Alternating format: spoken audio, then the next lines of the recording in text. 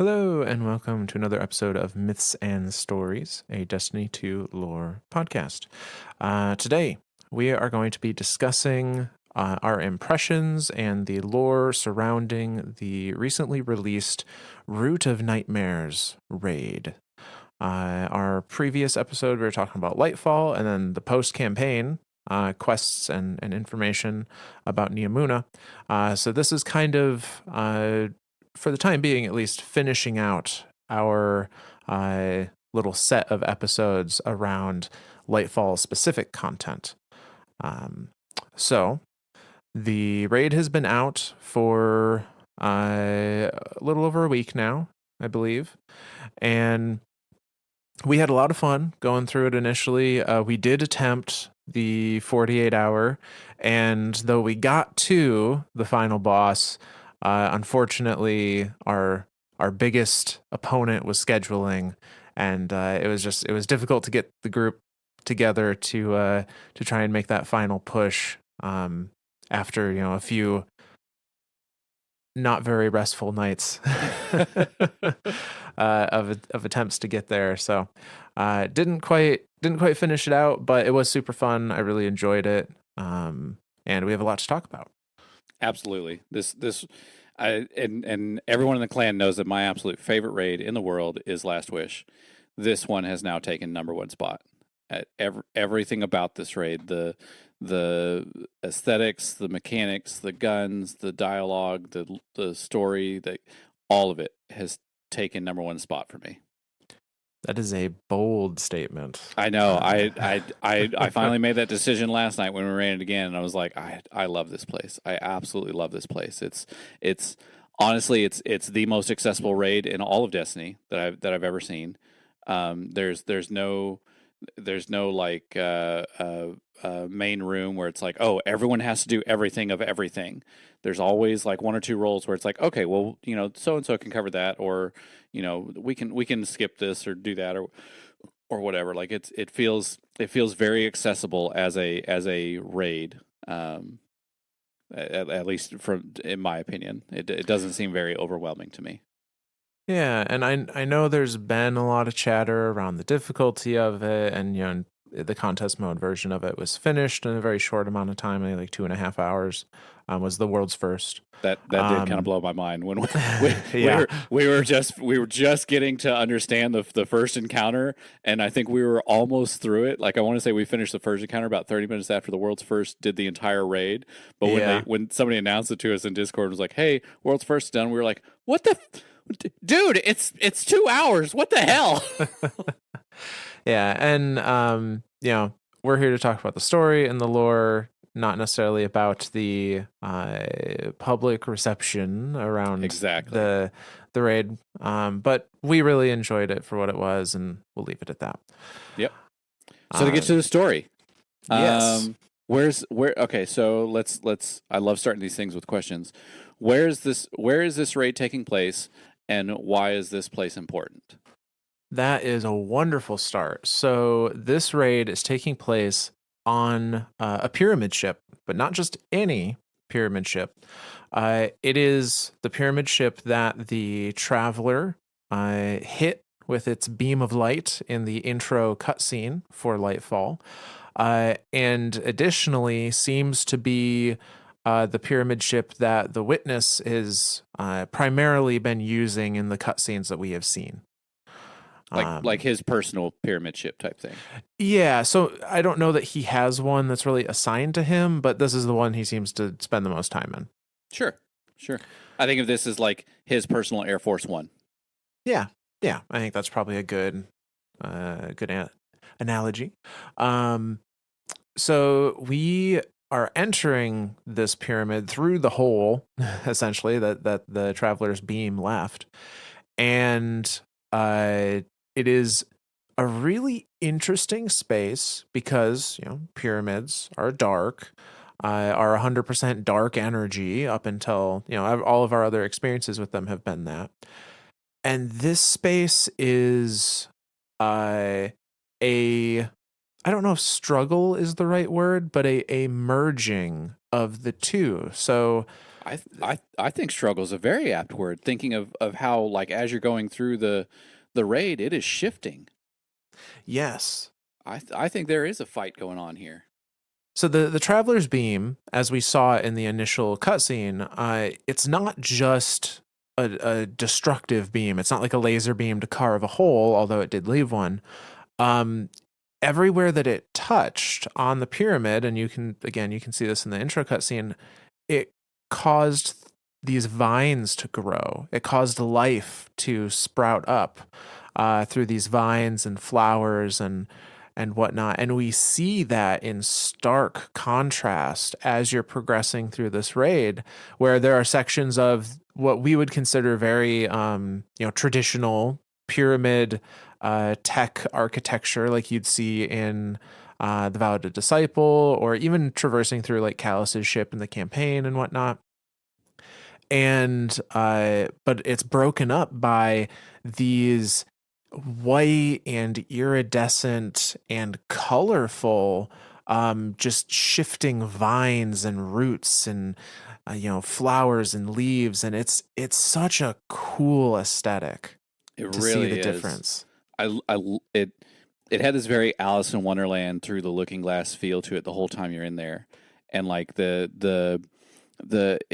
it the symbology behind it too. I feel is very very forefront, where the pyramids are very exact. You know, the final shape, the simplest size, the simplest 3D object, and everything is perfect and exact angles and it's so exact. Whereas the light side of it, all the trees and all the roots and flowers and stuff, they're going every which way. It's complete chaos, and that's kind of like the idea of light and dark, of light being the no, chaos is a good thing. Chaos allows life to flourish, and darkness being the no, everything has to come down to an exact perfect thing. Like it has to be the final shape. So yeah, I love the symbology that you can kind of see there throughout the entire raid as you're moving through it and seeing all these different uh, pyramid and tree kind of clashing together. And again, I like that word struggle. The whole time I feel like the two forces are really struggling with each other the whole time.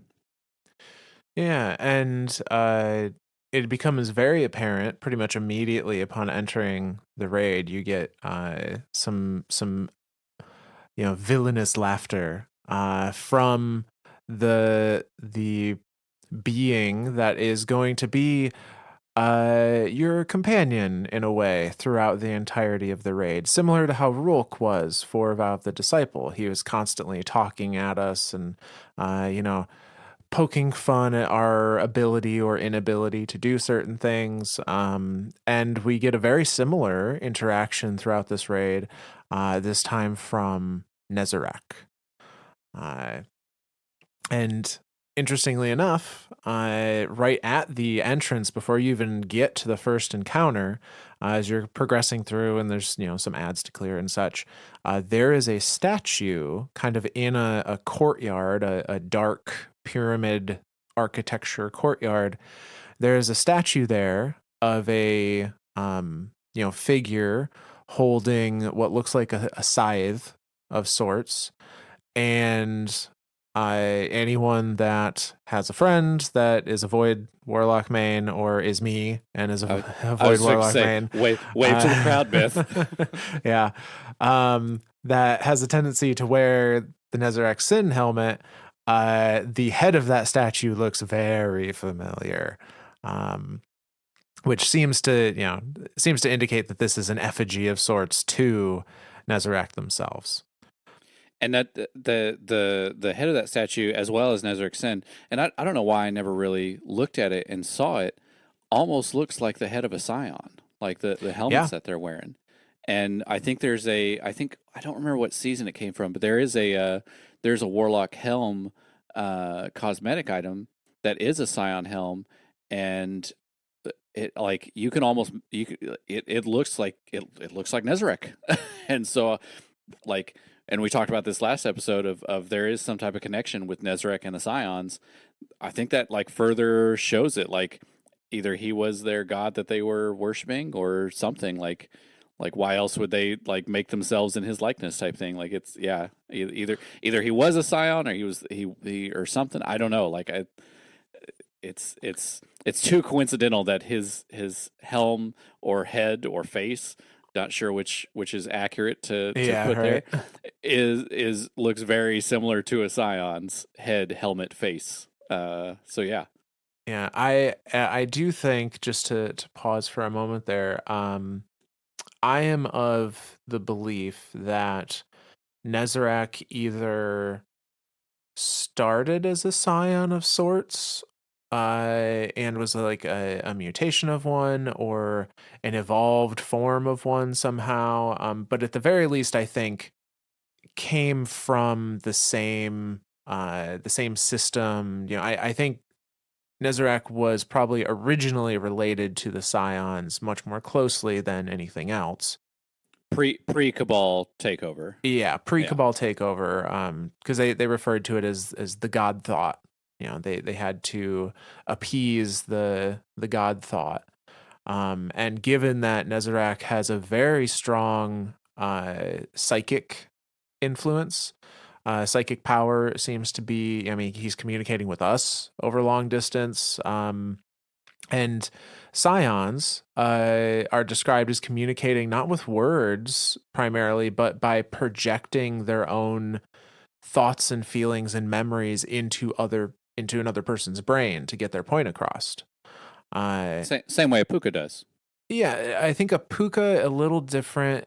A puka dredges up your own memory Oh to yeah, that's get right. get That's the right. message across that they want, whereas a scion is like pushing their memory or their emotion into you so that you can understand what their feelings and intentions are. Uh, but in both cases, as we know now, that seems to be something inherent to the force darkness. Not to say that it's morally good or evil, but it is a force of the universe that is dark, seems to deal more with the psychic plane of powers. The the non physical, I think, Right. was because that was something that we thought of too last time. Is that like light deals with like the physical properties of the universe, and dark deals with like the metaphysical, like the emotional, the Yep. the memory, the psychic portions of the universe. Yeah, it is taking a psychic concept and giving it physical form, Yeah. to paraphrase what Osiris says in Lightfall. Um, but so again, both very psychic beings. Nezrak being very strong psychically to communicate, as well as we will learn later. That's his main way of feeding, of sustenance, is feeding off psychic energy of particular emotions. Um, so yeah, it is a very Nezarec centric raid, and you learn that immediately after stepping foot in there, uh, through his little taunting laughter and dialogues, which we will go over the dialogues a little later. Um, and then also through just this statue very front and center as you enter of you know the the master of the castle kind of thing. Now that the witness is away. So that brings us to kind of the first, well, I guess before the first encounter actually starts, you get quite a vista from kind of the platform of the first encounter. And the one thing of note in particular that takes up most of the horizon, uh, well, on one side is the traveler with the pyramid hole cut in it, or I'm not sure if it's cut in it or if it's a portal that's like sitting on top of it, but regardless, the traveler is staring down at you pretty much the whole time. But on the other side is what looks like a closed flower bud, like a rosebud or something. That's that kind of twisted look to it, closed petals, and it is the same kind of white iridescent material as the various vines and whatnot that we have seen up until this point. So that brings us then to the first encounter itself. And this isn't a raid guide. We're not going to go through, team of two here and team of two there kind of thing. Uh, But we are going to talk a little bit about the mechanics because the mechanics have some lore relevance to them, which I thought was really cool. Uh, so when you're looking across this first encounter, and this is repeated in the second and final encounters, um, there's a number of like pools. And on each of these pools, which I think is worth noting that they look like all of the pools look like white ripples. And I almost wonder if that's where like a drop, yeah, of the light power landed kind of thing. I think But it that's wasn't. accurate. Yeah, like that's just the feel I get. Like some, a drop of water or a drop of Yeah. light hit there, and now it's in this in between state. Yeah, because it like distorts that portion of like where everywhere these little like plates are, these droplets, the ground is distorted in that ripple pattern, and it's kind of emanating. And like before you can activate the next one, they have this like almost DNA double helix thing coming out of it that is both light and dark particles. Like you can see what I think are motes of light and motes of dark. Motes of light being a sphere, a circle, and motes of dark being a tetrahedron, a pointed object, and they're both, you know, double rotating around each other in that DNA double helix structure. Yeah, and that was a really cool detail when we actually sat on one of those and just looked at them. Is like, yeah, the little particles of this double helix are little circles of light and little tetrahedrons Thank of you. dark. You're welcome.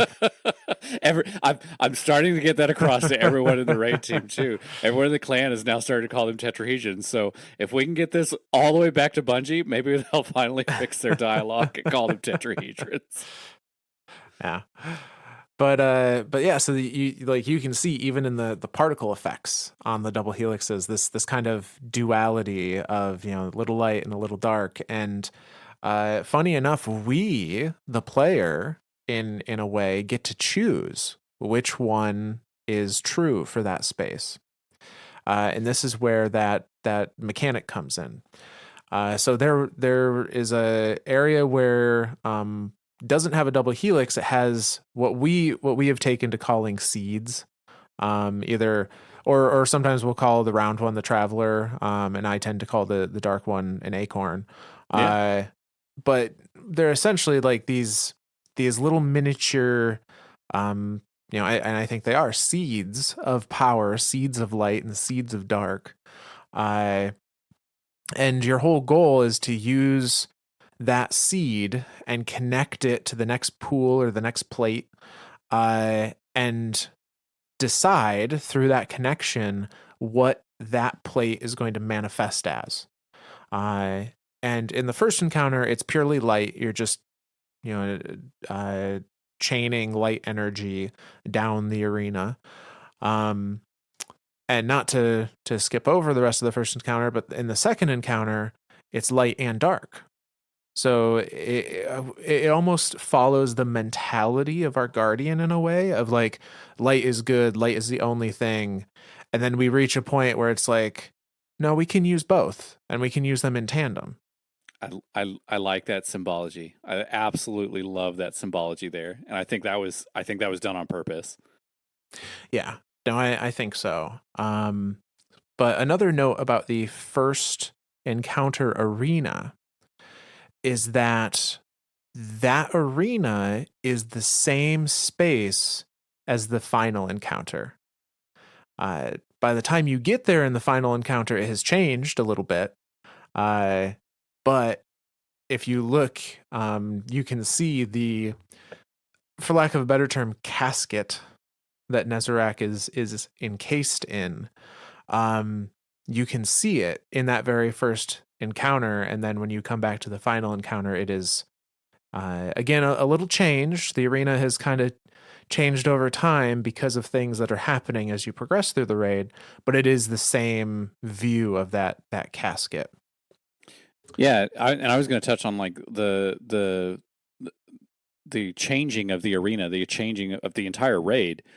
The whole reason why it is changing comes back to that seed bud, that rosebud that you see at the very beginning. It's very much growing, and the roots of it are literally cracking through this pyramid and moving parts of this pyramid around because they're now attached to tree roots, or they're attached to roots of this flower bud thing. Yeah, and it's super cool. If I think it's tied to the FX volume Yep. slider in your settings, but if you just go into like one of the hallways where some of the roots are and just sit there for a second and tell your fire team to shut up if you have to.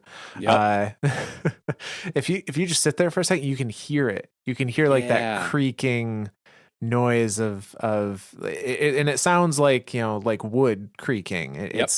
It is these roots, and that is what they are, these roots growing through the pyramid architecture. I freaking love it. It makes the place feel alive. Like it doesn't, like every other raid that we've gone to. Again, short of Last Wish, I feel like we're just in a space. Like we're just traversing a space. Whereas like this one, now the space that we are traversing feels alive. Like there is something actively happening as we're going through this raid, which to me was kind of the same with Last Wish, where like you're traversing the ascendant plane to get to different spots that you normally can't get to because there's no bridge, there's no way to cross this gap. Oh, okay, we'll just dip into the ascendant plane and walk across the next spot. So, like it feels alive. That's the only way I can think to describe it. Is the scenery around you, the floor you're standing on, the walls, the actual structure that you are in feels like it is alive, feels like it is moving and changing the entire time. Yeah, and what I thought was really cool is that we, the Guardian or our fire team, appears to be the vehicle for that change. Yep. So I sat right at the beginning of the raid. I before the first encounter, I went over to where one of the kind of root areas were, and I sat there again listening, and I didn't hear any of that creaking noise. I only heard Oh. it the first time I heard it was after we had completed the first encounter in that next little room where there's roots growing through.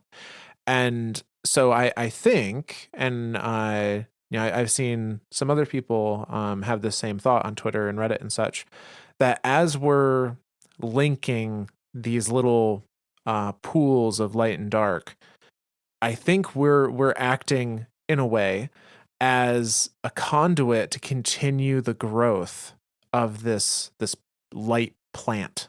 Like we're pollinating or germinating this thing. Like Yeah. that's Yeah. yeah. I'm yes, I'm 100% on board with this idea, especially with the the dark pod, the acorn.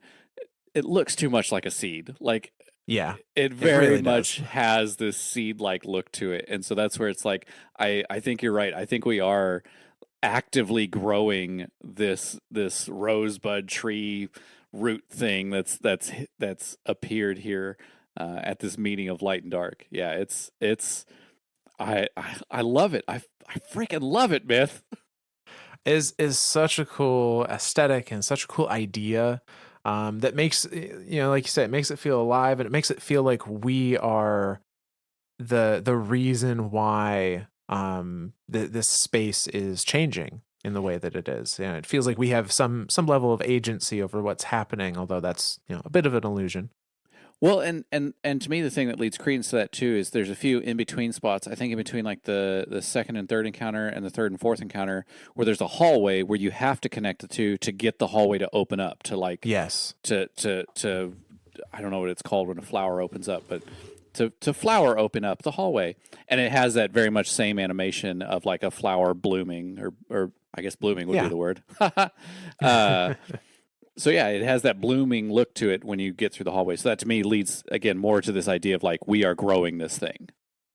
Yeah. No, I think that was the intention, and I think they nailed it if it was, and if it wasn't, then happy little accident.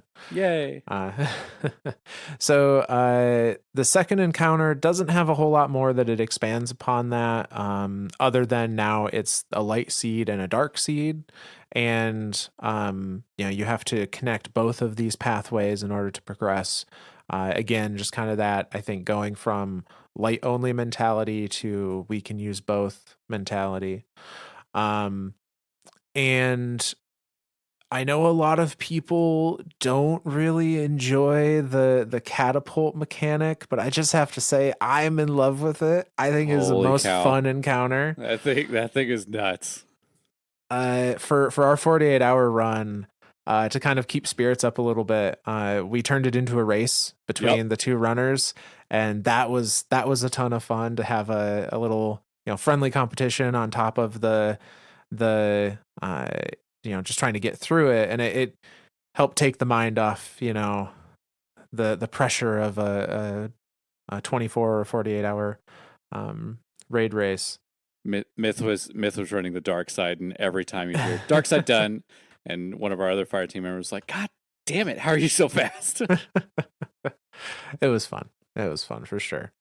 But yeah, so you complete the second encounter, which I guess I also have to mention the wipe mechanic for the second encounter is equally cool but It's disturbing. so awesome. I love it. This like wall of like darkness goo just completely obliterates you off every side of this entire encounter and just dumps you into a chasm of death and says, "You lose." Like it's so awesome. And it's that same like that gooiness, that like darkness goo that you see back at the end of the Witch Queen campaign, and again in the third encounter when we get to that, when we get Yeah. to talking about that one, the scene where the witness is, he has all the planets, and he opens up he actually walks out of this gooey bits and opens up another gooey bits and sees the traveler and pyramid. You have no more pieces. And yeah, it's a disturbing looking goo that just appears and literally shoves everyone off into the chasm in the middle, into the abyss, and says, "You lose." Yeah. It was a lot of fun. I was the runner. I was very focused on like get to the next one, get to the next one. So when I was in the progress of, getting to the next one, I just hear, and for the very first time we hit that white mechanic, I just hear someone go, "What the hell is that?" It was so good. It was so good. So but mechanically, nothing more lore relevant than that. So that's where we move for the first time into one of the like inside one of these tree roots, and it's almost like you're in like the vascular system. You're in the vein Yeah. of this growing plant, and you have to like Zor said before, you have to connect the areas even in this kind of traversal section to open it. And I think that again lends to we're growing the pathway in front of us. So then the the next section is this really infuriating at first. But now with a few runs under the belt, you kind of know where stuff is and it's not so bad. This platforming section, and the mechanic to the platforming section is again this light and dark, but now it's not just okay, we can use both independently, they're on opposite sides of the arena doing their own thing. Now it's we need to use both together to survive. Yeah. Again, leading to that symbology there of the Destiny Light and Darkness saga, Yeah. of light only, no, light and darkness independently, no. Now using both of them in tandem is good. Like I love the symbology there. Yeah, and so what you're doing is you have to hit essentially you have to hit a light node to get empowered with light, and then you go to a dark node, and the dark node will give you a protection from this white mechanic that happens. I want to say like every minute as you progress through, and the effect of this is so cool. Again, infuriating at first, but so cool. This heartbeat sound effect that you hear, just this thump thump thump thump, and it sends out this big wave, this all-encompassing wave of dark energy that if you are not protected by hitting those nodes, instant death as soon as it hits you. And if you pay attention to where that's coming from, that wave of energy is coming from that casket of Nezarec from the very first encounter, which you can see through, I think, all of the traversal. At least that section for sure. You Oh, can see absolutely. it. Yeah, that area is so open. You can totally just glance over and you can see it. Like, you know that wave's coming from you because you can see where it's emanating from. Yes, yes. And another thing that's kind of cool is, so I suppose, spoiler, not spoiler, Nezarec is the final boss. And we've been referring to it as Nezarec's casket, so that is where he is. If you happen to have a sniper rifle or something with a high zoom scope, uh, during this section, you can actually aim it at the casket at where he would spawn during the final encounter out of it, and you can see him, but it's not all of him yet. It's so creepy looking. It's so creepy looking. I have to say that now. Because I took the time and did that once, it is creepy looking. It's like this vascular system is in there, or like a nervous system is in there, and a head.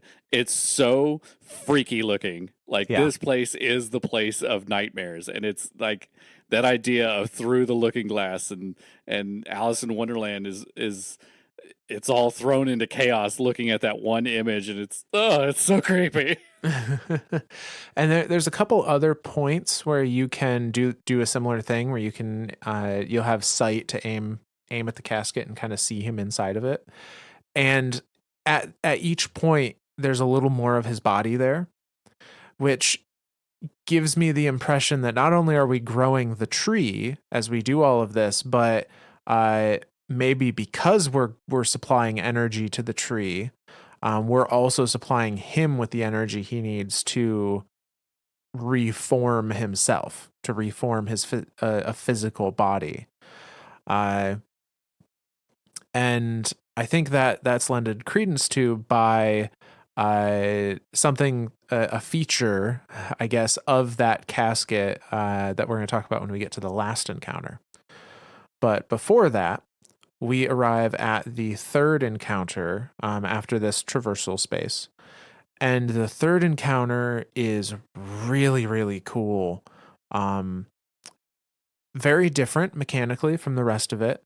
But I really enjoyed it. You are in the, for lack of a better term, planetarium that is seen in that post Witch Queen witness cutscene where the witness is moving through and there's all the planets and they kind of flick their wrist to move all the planets aside, and we're in that space. We're walking down the hall. The witness walked down, and the statues on either side, and all of the planets there in front of you, and the planets are the mechanic. And it was I loved this encounter. It was so great. It absolutely was. It's this whole like Myth and I thought about it the first time. We thought, they're doing a syzygy in here. Like, this is how the witness manipulated the worms. And as we're doing it, we're realizing, oh no, we're not aligning them in a line.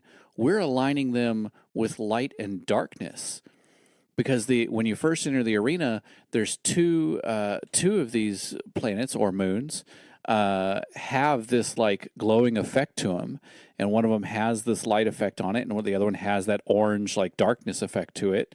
And right off the bat, they're telling you exactly what you need to do in the room. I want all the light planets over here, and I want all the dark planets over here, because light and dark can't mix. It's like peas and carrots. You can't have those together unless you're Forrest Gump. Then they go together. So, but and the room itself is even split into light and dark. As you're looking at the room, the right half of the arena, or the right half of the arena is all pyramid. It's all nice and perfect and exact, and everything is in its place, and everything is great and fine according to darkness. But you look at the left half of the arena, and the vines have broken through this space, and it's started to move shit out of the way and mess things up. And so like there's a true like that is like the light infected side of the arena. So it's like no, all the light needs to get back over to that side of the arena to keep these things aligned. And it's like I love all of this symbology here of like this is light, this is dark. Like no, they need to be separated. They can't you can't be mixing them. You can't be using them in tandem. Like they don't go together. That's not how light and dark works from the point of view of darkness. Like that to me what that whole symbology of that entire arena was like this. Yeah. Darkness looks at light and dark and says, no, you can't be this perversion. You can't be this I'm going to use whatever I want whenever I want type being. You can only use light or you can only use dark. And if you try to mix them, you die. I love all the hidden symbology in this raid. It's amazing. Yeah, and that is the wipe mechanic for it. Is when you wipe, it has a light planet and a dark planet kind of like touch. They make contact, and that's what causes the wipe to happen. That's the animation that happens when you hit the wipe timer, I should say. And so not only is it a really cool visual effect to communicate the mechanic of light planets and dark planets, I also wonder if there is an inherent polarity, for lack of a better term, of a planet to be more light or more dark. Because we remember from Season of the Splicer, when Mithrax is instructing Ido on how to use the Splicer Gauntlet before she, decides that she'd be a scribe instead. He's telling her to feel the light at the core of the planet, to draw that power from the planet. And I wonder if there are light planets and dark planets that have more of one power. Yeah, like if those powers just like naturally coalesce there. Yeah. And maybe, and now we don't know what any of the planets in that room are supposed to be referring to. We can make some guesses just based on like color and whatnot. One looks like a Cheeto puff. One looks like a cheese puff, yes. But it would be very interesting to see, if Mithrax went to one of the dark affiliated planets in that room, could he splice there? Yeah. Or maybe he wouldn't be able to, or maybe he could splice, but it'd be with dark energy instead of light, kind of thing. Yeah, so absolutely. This is kind of an interesting thought.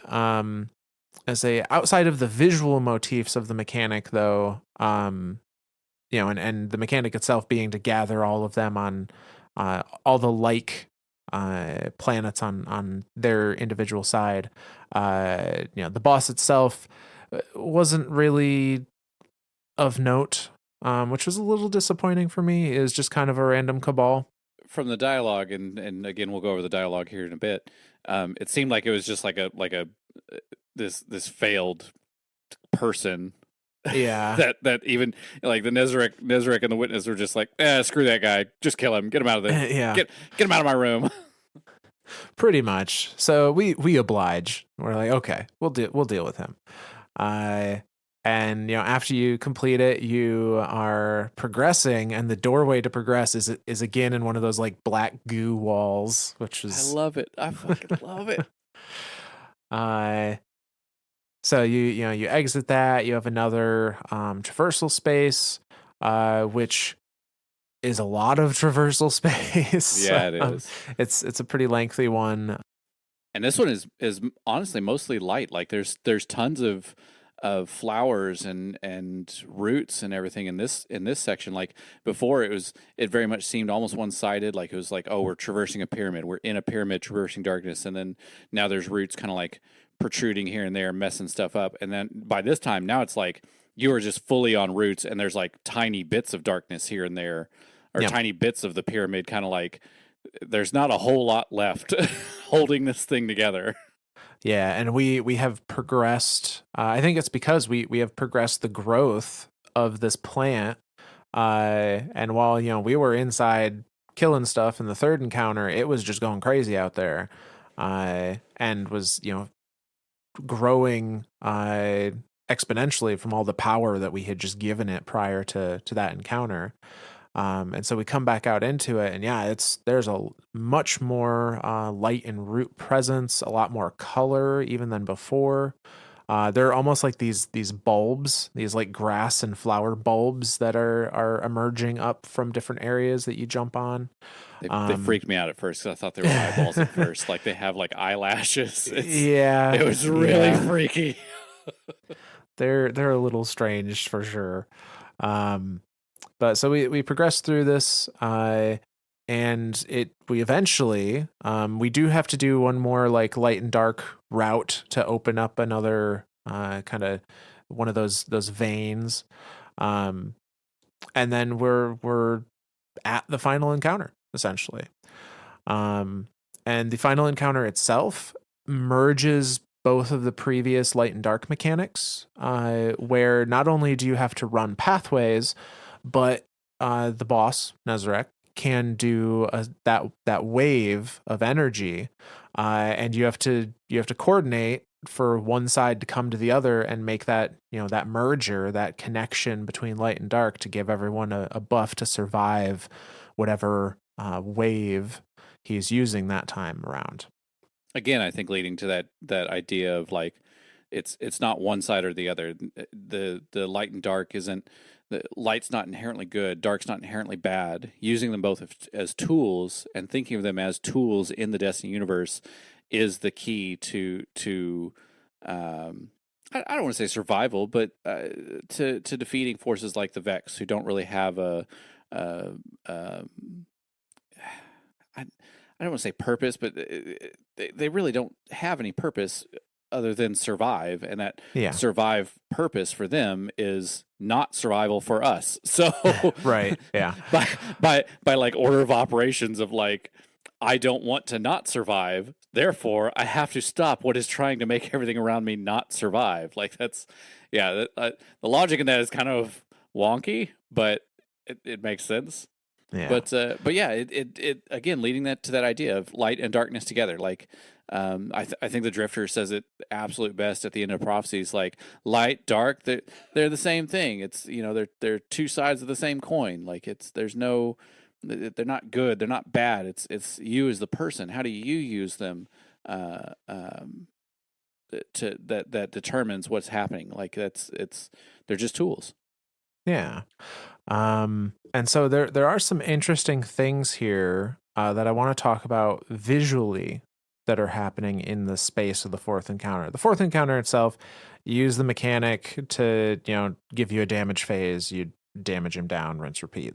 There's nothing lore significant there. But the space you are in is so cool and has so many little details. So the first of which, and the most obvious, I suppose, is even as you're going up the jumping puzzle, the traversal to get to this space, you can now see that rosebud, that flower bud in the distance, has bloomed, and it has bloomed into a tree of silver wings. I love that. I mean, that's so telling of what has happened here. The first time we ever came across this tree of silver wings was on Io during Season of Arrivals, and that was where that was the last place the light had touched. That was the last place the Traveler had touched in the universe before retreating to Earth. And so there's still a lot of light residual energy there, and the pyramids parked right on top of it and was like, this is a mine now. And as soon as they did, this tree started growing. And that was the whole thing for Season of Arrivals, was this Eris sitting here at this juncture of light and dark, using this tree to communicate and being communicated through this joining of light and dark. So that's exactly what's happened here inside the pyramid. The Traveler has hit the Traveler, using a beam of presumably pure light energy, has hit an area, the pyramid, of that is drenched in pure darkness. Like there's a dialogue in one of the seasonal events where Amanda's talking to I think it's Marasov, and Amanda's like they're talking and they're like the air felt musty and it felt heavy, and Mara says the witness permeates every bit of the pyramid, including the air, like every molecule of that space. And so then Amanda jokes and says, "Ugh, I'm breathing witness dust. Gross." But that's exactly what it is. These pyramids are a pure, they're pure darkness. Every molecule of this space is pure darkness. So to have that pure light hit that pure darkness, now this tree is formed. Now this tree of silver wings has started to grow, and we as guardians throughout the entire thing have now helped grow this thing further and further and further. Again, leading more to the opposite of the dark. Again, not necessarily helping the light, but leading more to this idea of chaos rules. Like, let chaos be here in this space and make the world, make the universe a better spot, rather than the darkness is here, everything needs to come down to the final shape. Yeah. And there's a really important bit that I think people are of two opinions on, regarding that tree and the traveler's beam and Nezarec's tomb, or Nezarec's casket, I guess. So the tree of silver wings, as best we can tell, I think it's accurate to say that Tree of Silver Wings comes about from a meeting, a location where light and dark energy meet, high concentrations of it meet. And it does seem to be primarily a communication tool of sorts, of kind of a giant antenna for both light and dark energy, and both can utilize it to communicate power or communicate messages, as we saw with Eris in Season of Arrivals. And for Nezarec specifically, being a psychic being, I wonder if that was the antenna that he was using to be able to talk to Neomuna.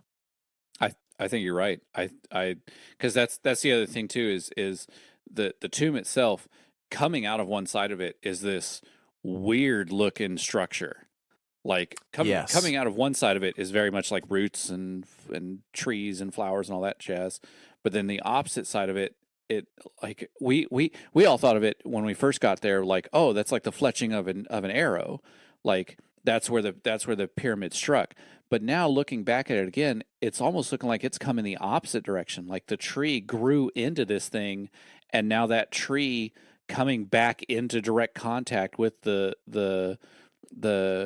darkness of that encapsulating tomb, that sarcophagus or coffin or whatever, it's jutting out the other side, and now the darkness is perverting that shape of where it should just be this chaotic root, and now the darkness is like, no, it has to be perfect, it has to be exact, and so now there's all these exact right angles on it and direct lines and everything. It's so crazy looking. But I think you're right, Myth. I think that is acting as a giant repeater system for psychic energy that is then just being broadcast directly to or maybe not directly to Neomuna, but Neomuna has the most advanced receiver system to pick up on that, because everyone lives in the Cloud Arc, and it is just a giant psychic storage facility for everyone's conscious, right? Like that's where everyone lives. So it's what better receiver system than the Cloud Arc on Neomuna? Right, and the Cloud Arc being powered by the Veil, which we don't know exactly what it is, but it is we do know it is a very heavy dark energy concentration, specifically around psychically linking everything around it. That's where Strand came from. That's where Visible Strand came from. Yep. So yeah, it would make sense that it would be very easy for Nezarec to broadcast into that space and then try and use, feed off the people there to reform himself before we arrive at the pyramid and kind of help that process along without realizing it. And I think another piece of that. So regardless of if that antenna kind of grew from the tree, and this is the thing that even our raid team is kind of two opinions on. We're not sure if the casket being pierced by one of these roots is that it was fired from the traveler and it went through the casket and then landed, off, and that's where the tree of silver wings started, or if it was the opposite, the traveler fired, the tree started growing, and one of those roots happened to grow through his casket. And so the direction is up for interpretation, I suppose. Absolutely. But I think in either way, Nezarec is being not only fed now by his normal dark energy, via his psychic means, but he's also drawing energy from that tree, which is light energy. And that is why when we have that wipe mechanic during the final fight, it can be a dark wave or a light wave. He has control of both. Right. He has the ability to use both. He has both energies coursing through him. And as we'll see from some of his dialogue in the raid, that seems to be something new to him. Yeah. That he was not able to do before. So yeah, well, and speaking of the dialogue, do you want to put that in here? Like, yeah, this whole time we've been in the raid, he's been talking to us, and he makes fun of us at the very end. He's like, "I'd love to continue this one-sided conversation," but he's been telling us things this whole time. Like, again, we heard all of his dialogue in our last episode where he's talking to us through the post campaign. God, I'm trying to remember the name of the quest now. The where you help Rohan. Unfinished business. Unfinished business. Yep. So he's talking to you through all that. He talks to you through the new strike. This whole time he's just been kind of this like headless, bodiless voice in the wind that can only talk to us, and it's creepy. Well, and all of the Cloud Arc, of course. But yeah, so throughout the raid, he's talking, and Myth took the time to put all those together so we can listen to them all in a single go and try to analyze that as a single bit rather than trying to, because like when you're listening to it through the radio, you're like, oh, he said something here. Fuck, what did he say 10 minutes ago? Shit, there was a whole encounter in between that. I don't remember. So yeah, so we were like, let's put all this together and have just a single bit of what he's saying. So Myth, what is that bit that he's saying throughout the whole thing? Yeah, so there's a lot of dialogue lines. We're probably going to take a break here and there to discuss a particular interesting point, but for the most part, I'll try and run the relevant sections together as one thing. So pretty much right off the bat, when we're getting our way to the first encounter, he's talking to us, and he starts saying, "I'm glad my messages reached you. I considered you might leave me here to rot, but we both know you Guardians can't resist unanswered questions or a challenge." And then after you finish the first encounter, this is the bit that suggests to me that the light energy is something new for him. He says, "Oh, these sensations that tingle in my fingertips. This power's familiar yet different. Oh, it is invigorating. If I had a modicum of my original power, I would have killed 1 or 3 of those citizens to expedite your arrival. Instead, I suffer from the incompetence of these new recruits." So again, this implies to me not only is light new to him, but that the version we fight is a much weaker version than what he was in previous lives. Absolutely.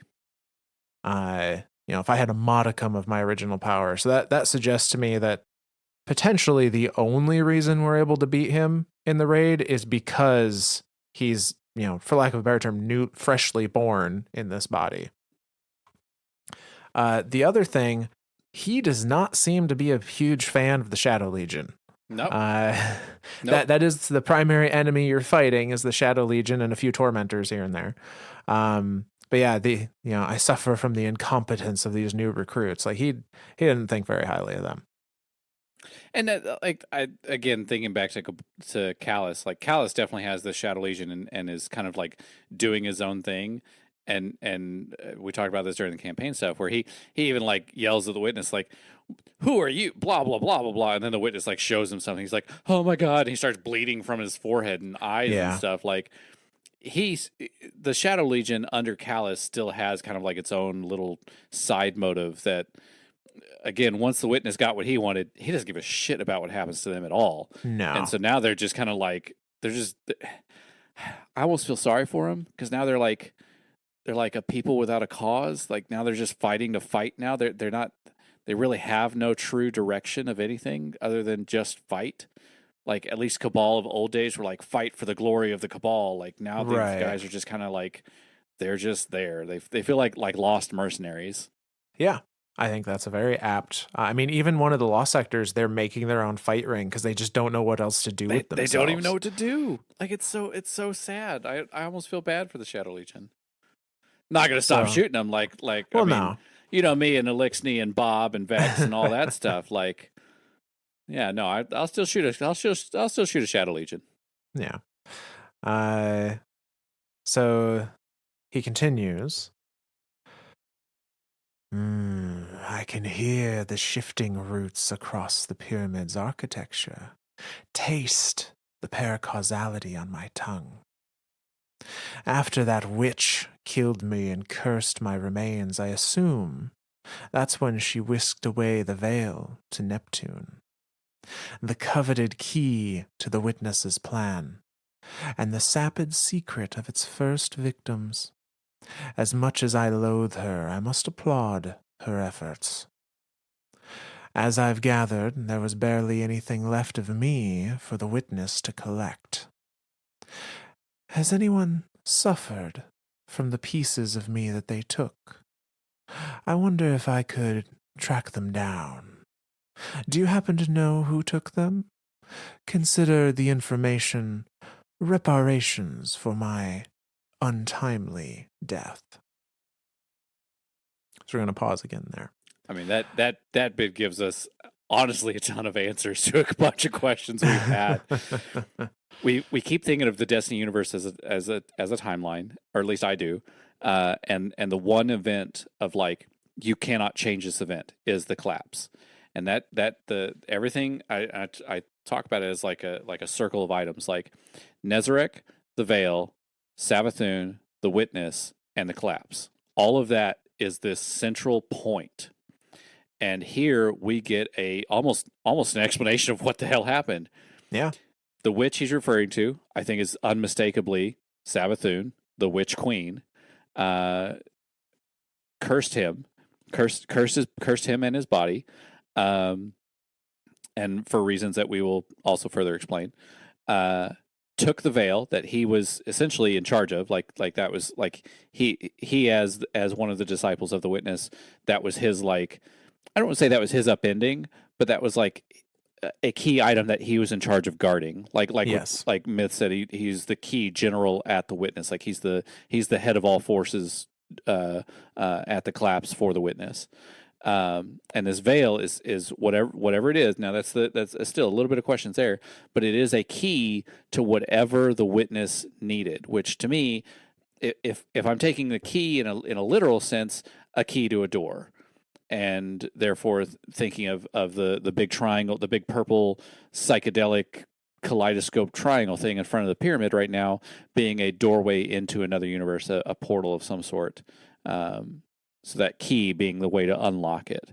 And then, of course, he says she whisked it away to Neomuna, and she even says, like, all throughout all the explanation of what the veil is, that's been the one key thing, is that Savathun stole it and hid it away on Neomuna. Yeah. So again, leading more to kind of some more answers of what the hell happened in that period of time. Yeah, and I want to focus in on a line also in that. So says the coveted key to the witness's plans, describing the veil, and the sapid secret of its first victims. That part I've got no answers on that. So This is all you. I think we can read this a couple ways, and I'm not sure what the intended way is. It's probably by design.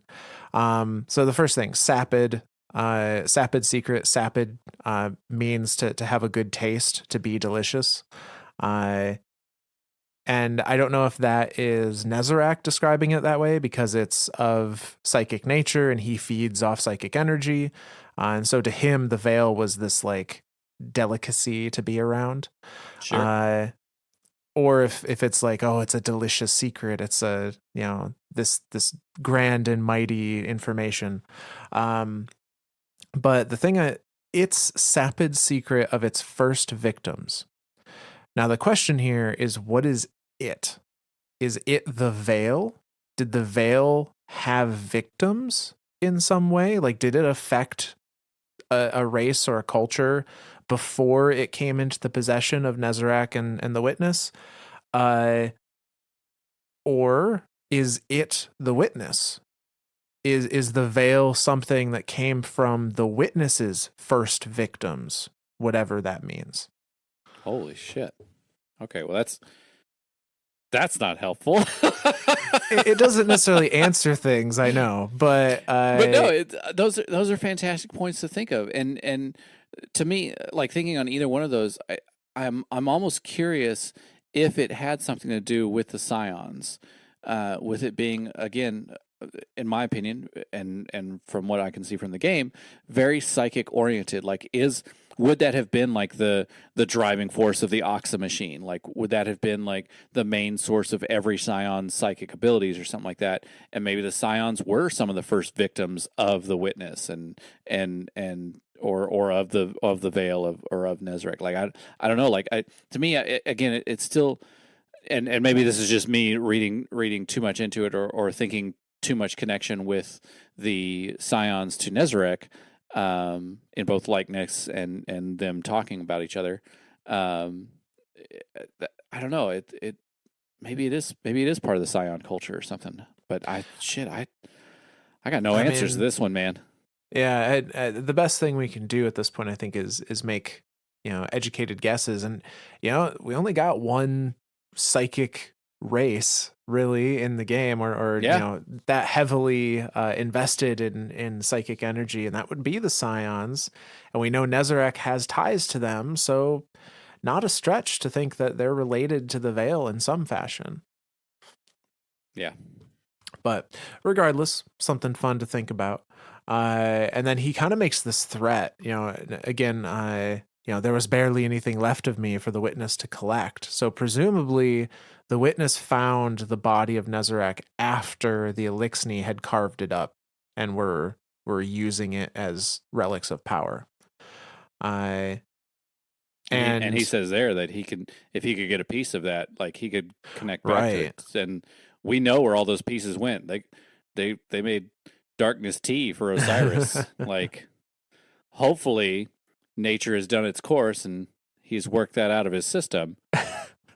But I don't know if darkness goes through the GI tract. Would it? Like, I don't know. Like, I don't know. I've never made darkness tea, man. I don't know. Yeah, no. So presumably, like, he can. Which, poor freaking Osiris, man. First being possessed by Savathun, now the Nezarec is saying like he could possibly do that again. Like, give this guy a damn break. Like, Jesus, what the hell? Yeah, and he's threatening here. Has anyone suffered from the pieces they took? I wonder if I could track them down. I would think Aramis would be one that would suffer from it too, because I mean, presumably she was in possession of part of it. I mean, obviously the many Elixni were, right. Like, I mean, Mithrex's mom cut everything up and just started handing them out like trophies, and we gathered a lot of them back during. God, now I'm trying to remember the name of the season right before Season of Plunder. Season of Plunder. Yep. We gathered them all back there and gathered all those relics together, and Mithrax used them up, presumably. But yeah, like it's who knows how many more pieces are still out there. Yeah. So interesting little bit there that he wants to know where the pieces of his body were, because apparently they're useful to him, and people that have them may be suffering from something, which we know it kind of made the Elixni that had them go a little bloodthirsty in like Mithrex's case, Yep. but yeah, so an interesting threat, question mark. But as we continue on, he continues to say, light bearers have always seemed efficient at creating their own chaos. Your warlords did a masterful job of that. Do you enjoy hearing the final screams of your enemies? Screams are the most delicious when they're wrenched directly from the throat, an echo that reverberates through eternity. Beautiful. So this is just again. He's creepy. That shit's Yeah. creepy as shit. he's creepy. He's equating warlord. Your warlords did do the same thing I do. They just get they get satisfaction from it too. I can just literally eat it. But he's aware of the warlords. So I wonder if he got information after his after the witness put him in a regeneration capsule, or if he's been conscious this entire time that he's been stuck in dead in this piece of a corpse, if he's still had some kind of awareness. He could have been feeding off of the information that he got from the Cloud Arc. That's true. That's very true. Neomuna, like the one Cloud Strider that went out and saw the warlords and was like, fuck that, not dealing with that, and came back and was like, okay, secrecy, cut off the rest of the universe. Yep. Presumably the rest of the citizens of Neomuna know of this, and so then he, like, that would be, I wouldn't say common knowledge, but he could get that knowledge from the Cloud Arc. Yeah, no, that would make sense. So regardless, he's equating what our Dark Age was to something he would do himself. And this is what we were referring to. This is when you come into the third encounter, where again he is not a big fan of the Shadow Legion, supposedly referring to the boss, the cabal of this area. He says, "Tear that useless sack of meat apart for me, won't you? He hasn't accomplished nearly as much as you in your short time here. Such tenacious adventurers. It's fascinating to see the lengths you'll go to reach your goals. Emissaries of pain and death. I have been trapped for a very long time. Such a cruel fate for simply fulfilling my duties, don't you think? Free me. I want to experience this world with my new perspective." So I'm going to pause again. Definitely doesn't like these guys. Yeah, not a huge fan of the Shadow Legion. And that new perspective, like he's. I'm curious if the light is, maybe not giving him ideas, but like perverting him. Like now he sees things through a different light, like seeing things like, oh, light and darkness, they are just tools, and I can wield both. Like, why not wield both and be the ruler of this universe type thing? Like, why does it have to be one side or the other? Yeah, I mean, he certainly has more power, or access to different power, I should say, than what he did before. And at this point, he's he's saying like, come free me, and the that that cabal hasn't accomplished nearly as much as you in your short time here. Again, I think referring to the fact that we are inadvertently feeding him energy by helping this tree grow, and he's kind of siphoning that off of the root that has pierced through his casket. Yep.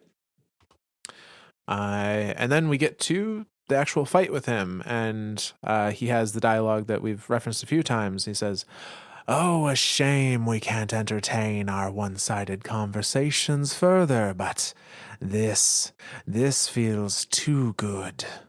Guardians, let me devour your fear. And then we fight him, and we kill his ass. Yeah. And And then we get the shotgun twice in our first 2 runs. yeah, uh, and no one in your fire team is salty about it at all. It's okay. I got my shotgun. I'm happy. I'm set. I'm Yep. done. But when we do deliver that final blow, two things happen. One, he has a similar explosion as to what Rook does, where it's all this kind of dark vines explode out from his body. And he gives us the line, "My memory will never extinguish. In your calmest moments, your deepest slumber, you will remember me, guardians." So kind of a little bit of a threat of, I'm not really gone. I'll, Well, and I'll that, always live in your head. And for Nezarec, living in someone's head seems to imply that he can live again because of it. well, and well, yeah, because of the psychic.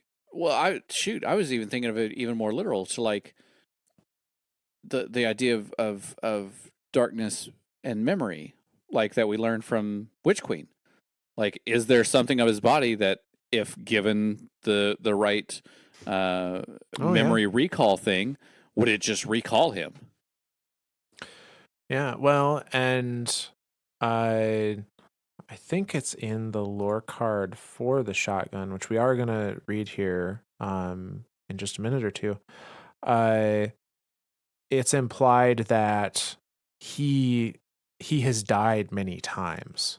That Nezarec is immortal, not in the way that our guardian is immortal, where our body is reassembled, but it seems to be that he can either body hop or he can reconstruct himself if given enough time and energy. Uh, and that's why in the line where he was referring to Savathun killed him and cursed what was left, there's a very like that's the reason. There's a very specific reason why she wanted a curse laid on him that we'll see in that shotgun. But before we read that, I wanted to also dig in a little bit to Nezarec's actual design, the model of the character that we get in the game. So I don't know, this is outside the game, so you can read into it as much as you want. But after the raid came out, they released a Vidoc talking about kind of how they designed the art of Lightfall. And in there, you have some of the concept art that went into developing the Nezarec form as we see it, which is it's very Attack on Titan in a way, where it's like looks like muscle. It looks like he has no skin. Yeah, Essentially, it's like you can see muscle and sinew and whatnot in all of the body connected to his head, which I assume is the original piece that the witness was able to recover, and then the rest of it looks like as gross as it is, looks like a skinned body essentially. gross. I only have one question for this section. Yes. Why does he have hands for feet? If you look at Rourke at it, or not Rourke, sorry. If you look at Nezarec at any point in time, and you look at if you get a chance to see his feet, he has opposable thumbs, and it's really off-putting and freaky, and lends more to that nightmare thing of him having hands for feet, and it's freaky, and there's my Wow. there's my input to that. Yeah. I think the it's creepy is probably why it was chosen from a design aspect. Yeah. But what we learn, and I think this is interesting, what we learn from that concept art, and specifically kind of the notes in the margins of the concept art around Nezarec, is that he, specifically they're referring to his multiple eyes, but I think it is for everything, the whole body design. He is a chimeric being. He is a being, chimera being made up of many parts. Oh, okay. And interestingly enough, so is Rulk. In Rulk's concept art, there's similar notes of Rulk is implied to be a chimera of sorts, which makes me wonder Interesting. if Rulk's body was also pieced together from different designs, different creatures by the witness. And I think that's what all the dark vines Oh, are that are coming out, is the power that it's was keeping literally those holding bodies it together. together. Oh my Yeah. God. And that would lead credence to the final shape. Like take the best bits of whatever and put it into the final thing. Oh my God. That just made a ton of sense. I want to know. So now I've got another question. Then I got my answer on why he has opposable toes. Uh, why the pot belly? Why the dad bod? Like, is this Rook Senior? Is that what we're trying to imply here? He's got a little beer keg belly on him. I loved it. I absolutely loved it. I it it's it humanizes him, right? Like it makes him feel like he's part of that, like he's a real thing. Like, hey, yeah, this is an entity in the game, but has also been here for centuries or whatever, millennia, and he's very much it's I don't say it's like the polar opposite of Rook. Like Rook has this very like Enderman or Slenderman look to him. Like he's super thin and just stringy bits and bayonetta legs and now there's this big beastie Daddy Nezzy who's you know ready to kick in some teeth. He'd been around for a hot second. Like he's been around possibly longer than Rook, and knows his way around a fight, and now has this new power of light and darkness to kick teeth in, and yeah, it's God. They nailed it. They nailed this aesthetic on these two. They did. They're really cool. And they're related enough that you can kind of see some design through lines, but they're very unique in their own right. Yep. And I think one read, and I can see where it's coming from, is that like, it's the pot belly, it's the beer belly kind of thing. Um, Perhaps though, what they were going for, and I don't know anything about this profession, so apologies in advance if I'm butchering it. But if you've ever seen the strongman competitions, like the Icelandic strongman competitions, Oh, uh, sure. those guys are incredibly strong. They're lifting things you could not imagine myself doing. Uh, but they don't have the like stereotypical Hollywood, you know, washboard abs kind of like they they are just very thickly muscled. Yeah. Uh and if someone were to look at them and not necessarily know that, their physical capabilities, I could see someone kind of being like, yeah, they don't look as in shape as the Hollywood actors of the world, of the Chris Hemsworths of the world and whatnot. But in actuality, they probably put them to shame as far as what they can actually do. I see that almost having like Nezarec have this like not false sense of security, but like you look at him as this dad bod guy, like, oh, I can take him down, and then he comes and wrecks your shit, and you're like, oh God, what was I thinking? Yeah, Yeah. no, I can follow that train of thought. So, yeah, and that is the conclusion of the raid. You have defeated Nezarec. He has delivered all the dialogue lines we just discussed, and the raid is now over. Yay! But that still leaves a lot of questions. Like, what the hell is like? We have a little bit of Nezarec, but there's got to be more than that. Yeah, so now it comes down to who the heck is this Nezarec guy? Why is he so scary? And how has he affected the world outside of this one interaction with him? And so we're going to dive into that a little bit. Uh, as far as the history of Nezarec, we get bits and pieces. There is no concrete, like, this is who he is and this is where he came from and this is what he did. So we're kind of just piecing it together from reports elsewhere. It's not as complete as like what Rook's was, right? Like the entire story of Right. Lebreu and all that. Like his history is very fragmented. Yeah, Nezarec didn't write his own memoirs like Rook did. Shit. Yeah. Yeah. That's exactly what Rook did. That's yeah. No, I'm following. So, we know for sure Nezarec has been around the solar system since pre-Golden Age. We know that from the Nezarec Sin helmet because it describes the book at which the passage of the lore card of that helmet comes from as the book title is Of Hated Nezarec, a pre-Golden Age text. So he's been around since before the Golden Age in the solar system. Yep. What he was doing there, other than building a cult, hard to say. However, Ido gets a little bit more information for us from Season of the Plunder, the end of Season of the Plunder. And she tells us that what we know from secondhand accounts is that Nezarec led the witnesses' first assault on Earth, or as humans call it, the collapse. After the Great Machine repelled the attack, Nezarec's pyramid crash-landed on your moon. Beyond that, the sources are vague. They hint at a process for harnessing his power, but give no instructions. If we could replicate this ancient methodology, there's no telling what we might accomplish.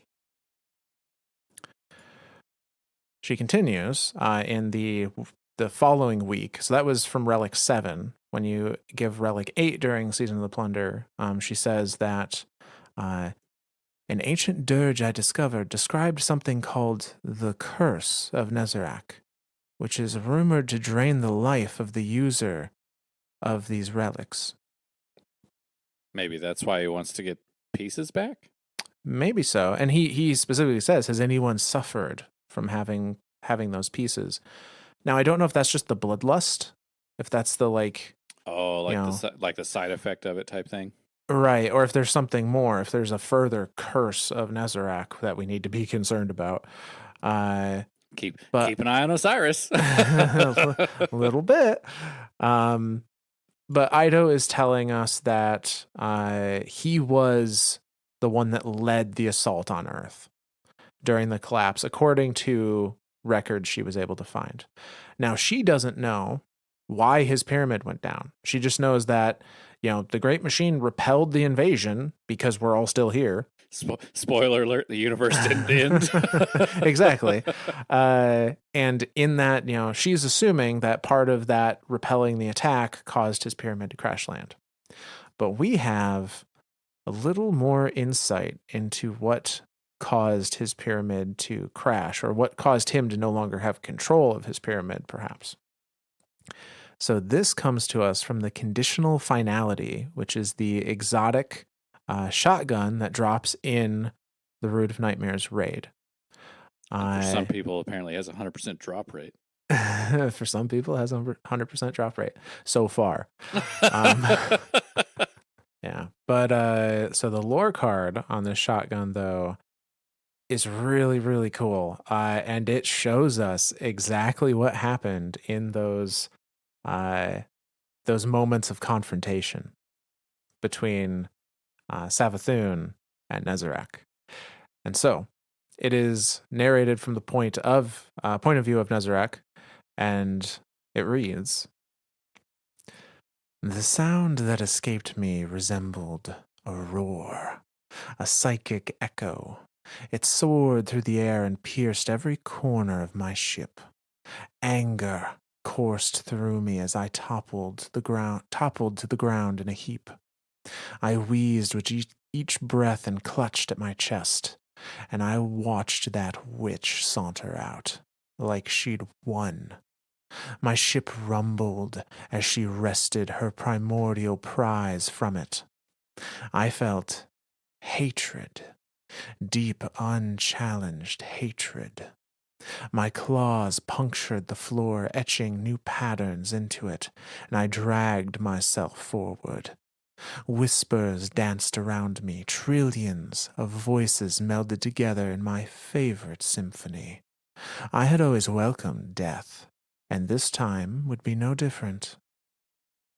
And then an agonizing sensation shot through me. It was as if an arrow had bored its way through my chest and it burned, and I collapsed among the rubble. A green hue enveloped me. I was unfamiliar with this, her magic festering within me, shackling me. My body twisted, my breath grew thin, my limbs became heavy, torturous. No, she could not hold me. I would not allow it. This would not be my end. My witness, I whispered, as the void I once commanded claimed me. And that's the end of that card. I mean, yeah, she. I mean, she's shown that she has command over cursing bodies. Like, I mean, that was the whole thing she did with Osiris, uh, and then subsequently was able to teleport him and put his body back in the right spot. Yeah, no, she like hive magic is pretty strong, and especially when it's coming from like the queen of deception, like the witch queen to have to put a curse on something like that's nothing to mess around with. Um, it does still kind of confuse me though. Um, he talks about this void I once commanded. I, I mean, is he talking like void light? Like, why does the darkness have so much? Uh, I don't know, usability with void Yeah. light. It is interesting. So yeah, he's implying that he had access to void before this. And the tormentors, who are all modeled after him, also have access to void specifically. Yep. Uh, and void has been a light power or associated with the light up until now. So perhaps that specific facet of light was something he was able to use before, but not all of it. Um, or maybe void is kind of in the middle where it can go either way. Um, Well, and thinking of it like gravity, like it's yeah, I can see where your train of thought's going with that. Yeah. well, and maybe there's more than one route of access to what we refer to as void energy. Because even listening to, Osiris describes Ikora's description of how to access and use void, and it is to um, recognize. Essentially, it's meditation and to recognize emptiness, and then to become that emptiness, to then be able to wield it in the form of void energy. And we know dark is very much linked to emotions and to that mental plane of existence.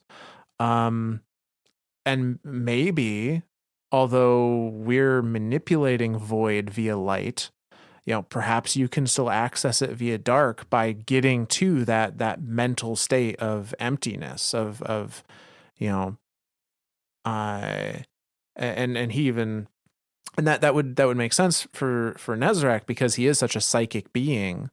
Perhaps it's very easy for him to access those different mental states.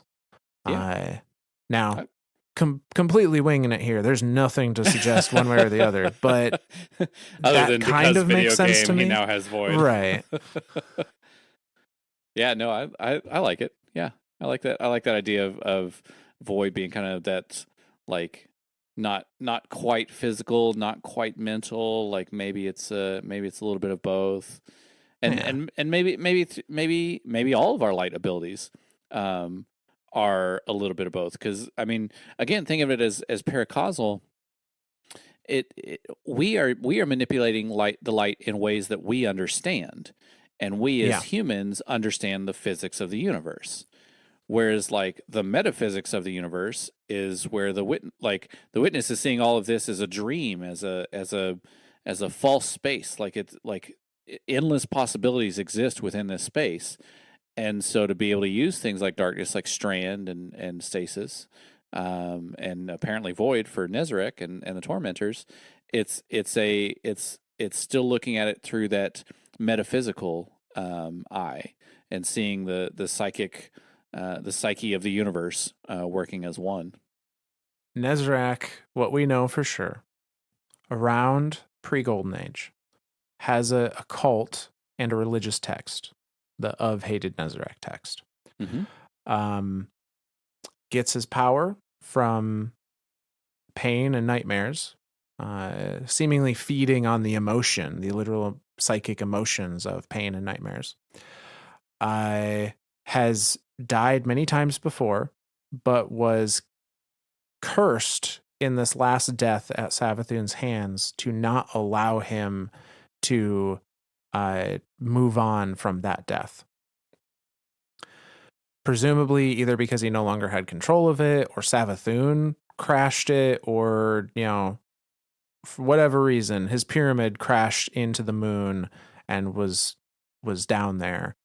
Well, it sounded like the veil was like powering his ship. Perhaps. Hard to say if it was powering the ship or if it was just like he was the guardian of it kind of thing, or what exactly was happening. But in either way, yeah, Savathun left with the veil. It ended up on Neptune through one way or another. We're still not exactly sure of what that process was. But yeah, his ship crash landed on the moon. His body with him still in it now, as we understand, was discovered by the Elixni, by Misrax's mother, carved up, and those pieces were used as relics of dark power, until eventually they were put off into various tombs.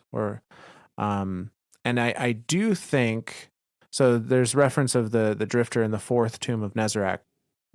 I'm not going to read it because it's quite lengthy and not exactly relevant to Nezarec specifically, but the gift of cruelty ship that dropped with Lightfall as well is the drifter actually going to that tomb, and he describes it as being of Elixni origin.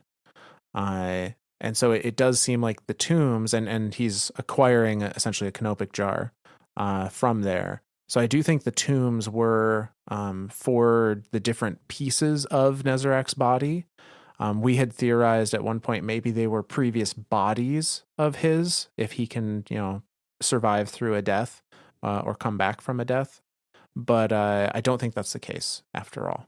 Yeah, I think you're right. With him being described as Elixni origin, they're almost like temples rather than tombs. Yeah. So the kind of one thing that we're now left with is his final message to us of, I will continue. You will remember me. And I truly think that's all it takes. That somebody knows who Nezarec was and is thinking about him is all it takes for him to eventually rebuild himself, to eventually be able to piece his consciousness back together and then form a body. Very slow, hopefully, but still possible. And so now the question becomes, this cult that has this religious text of hated Nezarec, what's their deal? Yeah. How do they tie into all this?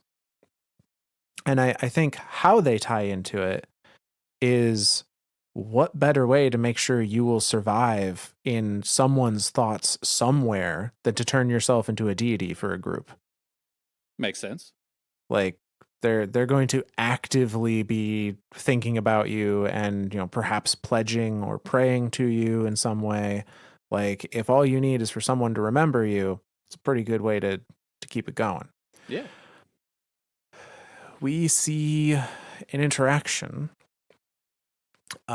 with some of these cult members through the raid armor sets. And additionally, the sparrow that you get that is tied to the raid. I believe you get that from a triumph, but it's very much modeled after the raid equipment and such. And even as you're going through, some of the weapons that you're seeing are names similar to Kingsfall. Rufus's Fury, Michael's Reverence, Nessa's Oblation. And they do not have lore cards, but they do have flavor text on them. But the names in particular are worth noting because these are the names of the acolytes of the cult of Nezarec. And so we get the very kind of beginnings of the cult, kind of our view into the cult on the sparrow, which is entitled the Dream Demon, which again is probably just another name for Nezarec themselves.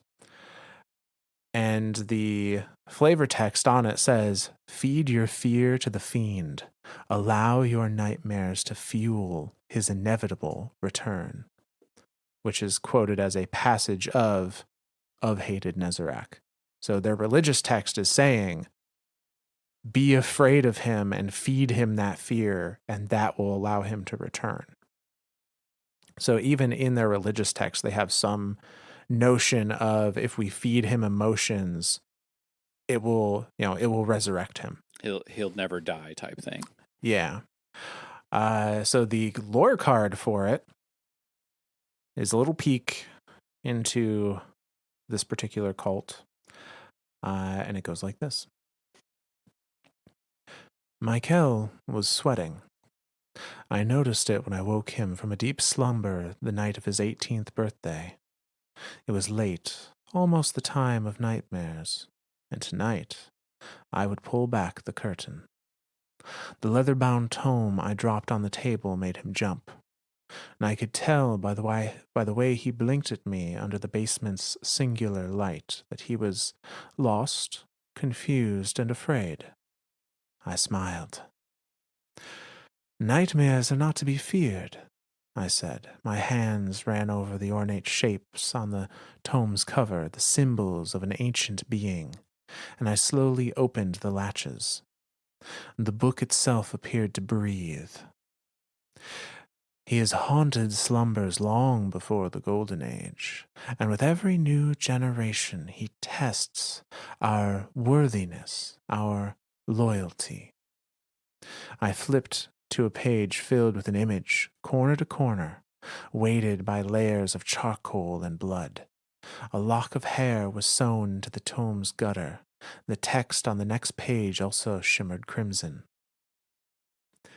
Tonight, you will carry on our legacy, I stated. Before Michael could muster the breath to argue or ask questions, the sound of rattling chains filled the room.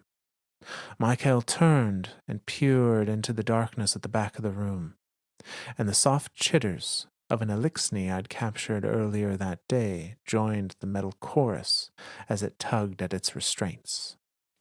I led him forward and lit the sconces on the wall, revealing the prisoner in question. Michael looked up at me, eyes wide and tearful. Extract its fear, I instructed. And that's the end of that card. That's not freaky as shit. No, that's perfectly normal. Yeah, that's fine. We're just going to kidnap an 18-year-old and have them torture something and torture an elixir in a chamber to feed this thing fear. Yeah, no, that's fine. Everything's fine. Yeah, that's fine. What the hell? What the hell? And Michael is one of the, not acolyte even, the leader of the acolytes that is referenced in the raid guns, Michael's Reverence. And the flavor text for that says pain, fear, sacrifice. feed the fiend. Yeah. Uh, and so, this is where he learned those lessons from presumably the cult leader at this time, uh, of this is how we provide That's how we keep Nezarec food going type thing. to Nezarec. Yeah. Yeah. And I guess this is another question. Since this is all coming from pre-Golden Age, we're making an assumption that all of these are human. All of these being the names on the guns. Yes, all of these disciples are human disciples, or all these cult members are human cult members. Right? Is that the thought here? I think it does seem to mostly deal with humans. There are some things we'll see that are not purely human. I do think the pre-Golden Age text, the like of hated Nezarec text, appears to be have its origins in Earth, in pre-Golden Okay. Age Earth, as far as we can tell. Okay.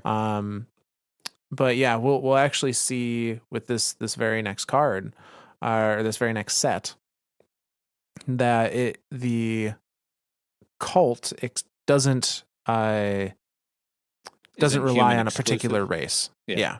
Yeah. So we're gonna go through the Warlock set first. We're gonna start with the Mask of Detestation, and I love that each of these sets, it describes an emotion that you can maybe attribute to the person that it is talking about. So this is the Warlock set follows the story of the Acolyte of Nezarec, Acacia. And it starts. The jungle density was oppressive and threatened to keep inexperienced explorers from traversing it. Though I had never navigated such a biome, I did not let it deter me. The humidity, the bugs, the overgrowth, I endured them all. I knew she was here. Her trail was almost impossible to find, let alone follow, but she was close. A few days passed before I stumbled on a cave hidden by wild and unwieldy bushes. Even in the cover of night, I could see her there, collecting berries.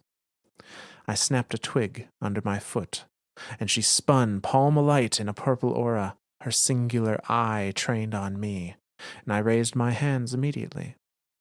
I mean no harm. I'm just a traveler looking for a place to lay my head for the night. I am unarmed. I waited patiently, careful not to move an inch as she searched my body for anything that could cause her harm. When she found nothing but a tome in my bag, she considered me with a cautious pause, one hand still bright purple. Then she gave a quick nod and walked toward her camp within the cave. The fire she kept was small but warm, and once we finished eating, she smothered it with some dry dirt. I leaned my head against a wooden log and closed my eyes. Some time passed before I finally heard her shift. She had turned to lie on her back, and I fixed my eyes on the scion before me and waited. And that's the end of the helmet lore card. I was going to ask if it was a scion, and that answered it. There you go. The purple hand thing kind of gave it away. Like scions running around with purple hands, booping people in the air. Like yeah, that's kind of a dead giveaway. But yeah, okay. So scion, presumably pre-Cabal scion, and whoever this explorer traveler person is. Yeah, hard to say if it's pre-Cabal. It could just be a scion that has escaped, has abandoned. Oh, post. sure. But yeah, we don't really have a good time frame for it. But it continues with the Warlock gloves, and they say, I waited until I heard her troubled breathing and whimpers before I got up.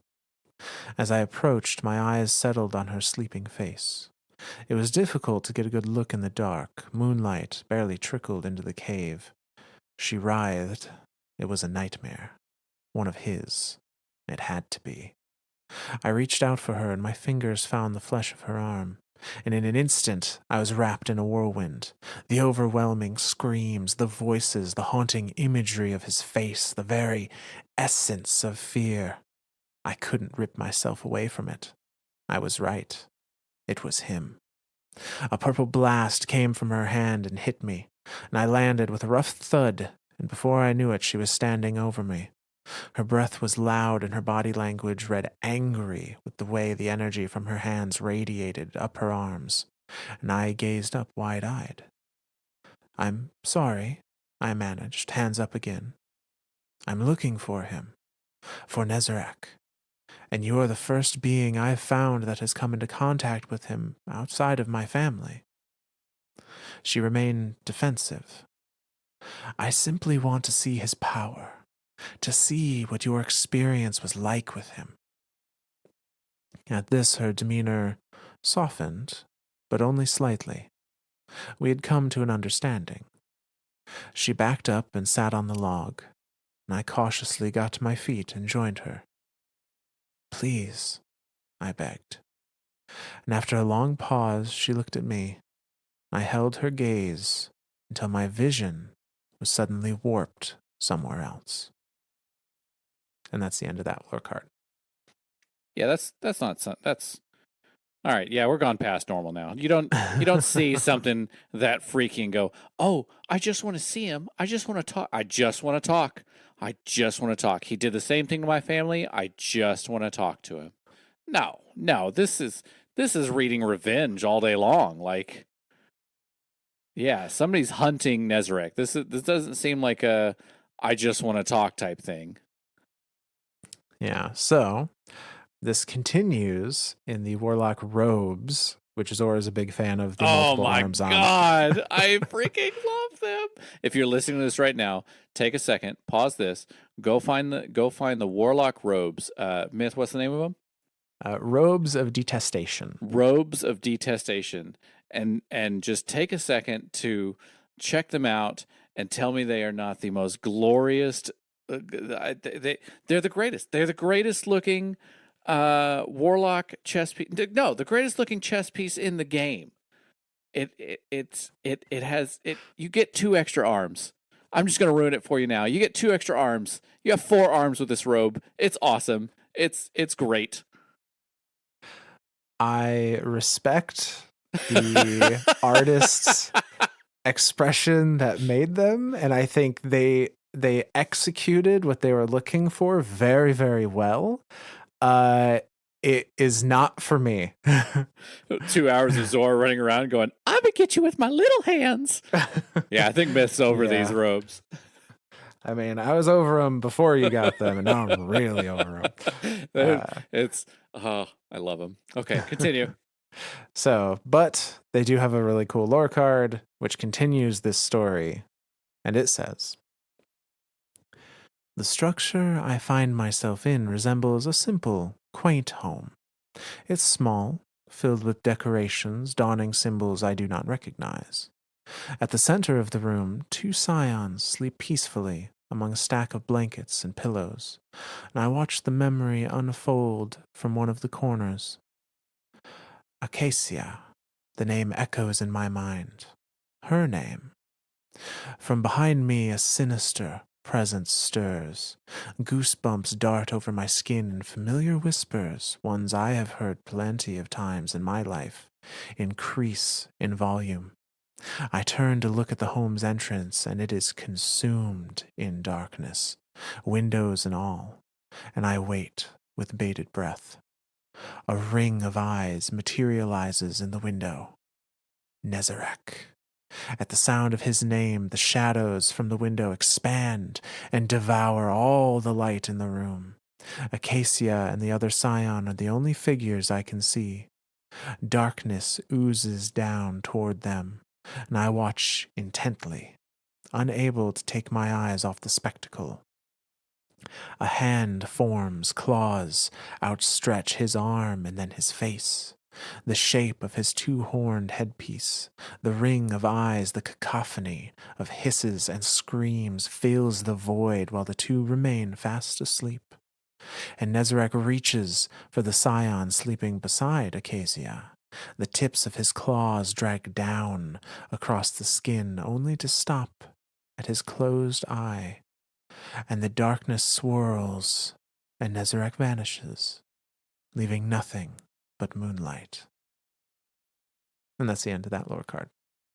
Yeah, you don't hunt something like you don't go ask that thing questions. This feels like a hunt. Like it, God, this thing is freaky. But the Ring of Eyes though, like I think somebody at one point, which God help this person, during the final encounter with Nezarec in the raid, took a sniper and sniped in on his face, and you can see he has like 30, or it's not 30, but he has a ring of eyes. Like it's not Yeah. just a single eye there. Like yeah, and they all have different like.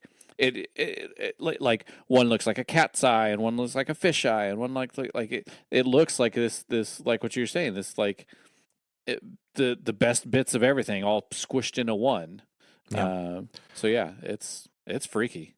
Yeah, and so what we're viewing here, from my interpretation of the lore cards up till this point, is Acacia is this scion that he has found, hiding out in the cave, and she, as scions can do, is sharing the psychic memory of her interactions with Nezarec that led her up to where she is now. So Yep. he's seeing, I guess, Nezarec's first visit, and it wasn't to Acacia; it was to presumably her partner or this other scion she was living with. Yep. And so we now go onward to the boots, and the boots of detestation say this: